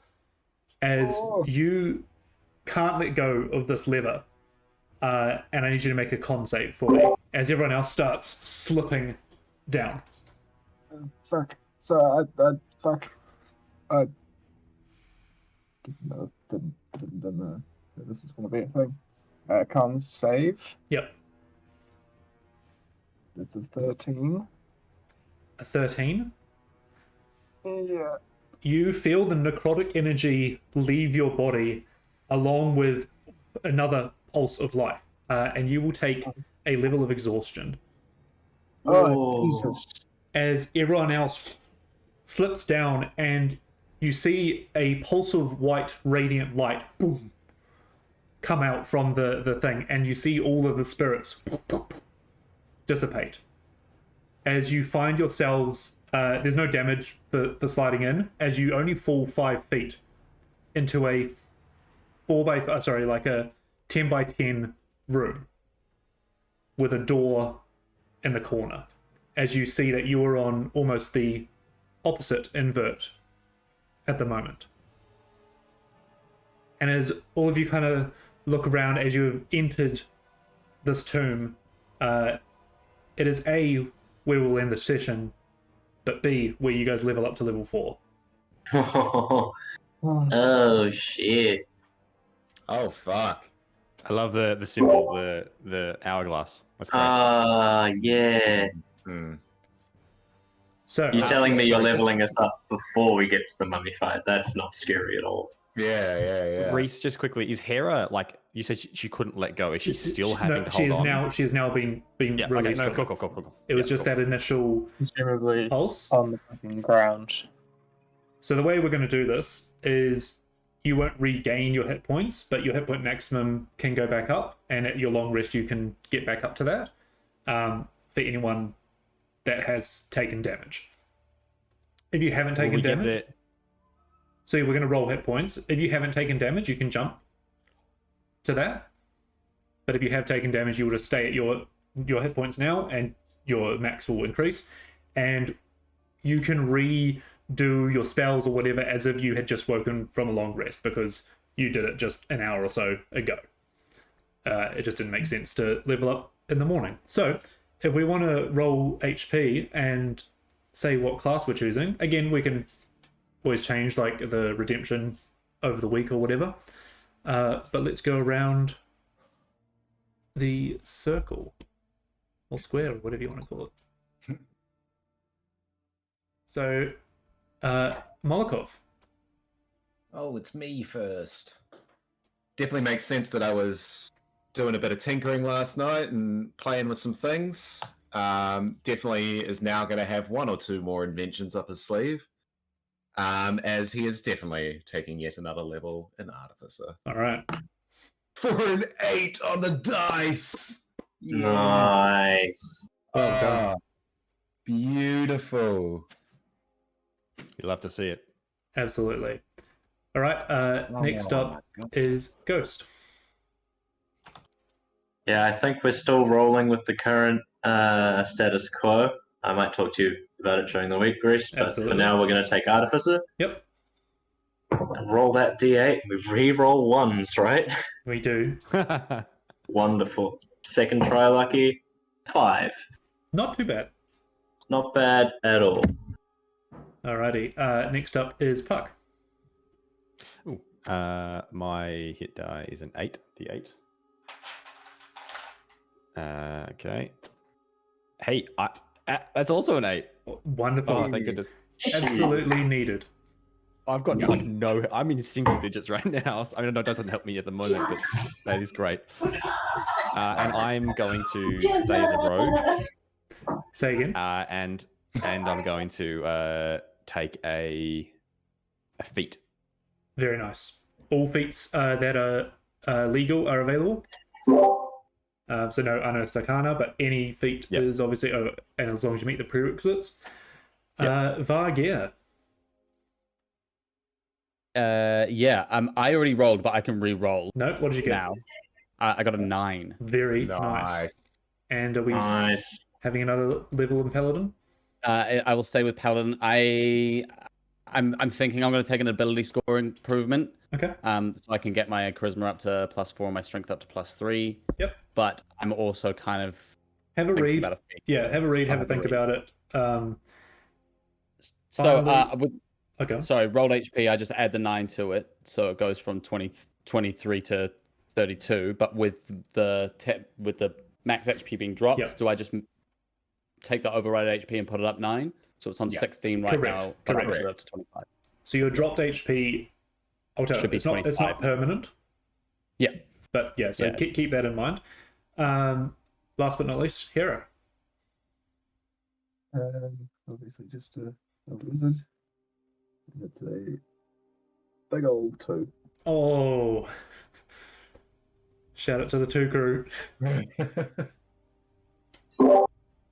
Oof. So my All right. maximum points is now 21. So yet again, with another couple of weeks break, we will pick up with level 4 entering the tomb. And I think I'm going to choose a feat as well. Very nice. Yeah, I didn't say it when I was doing it, but mine will definitely be a feat.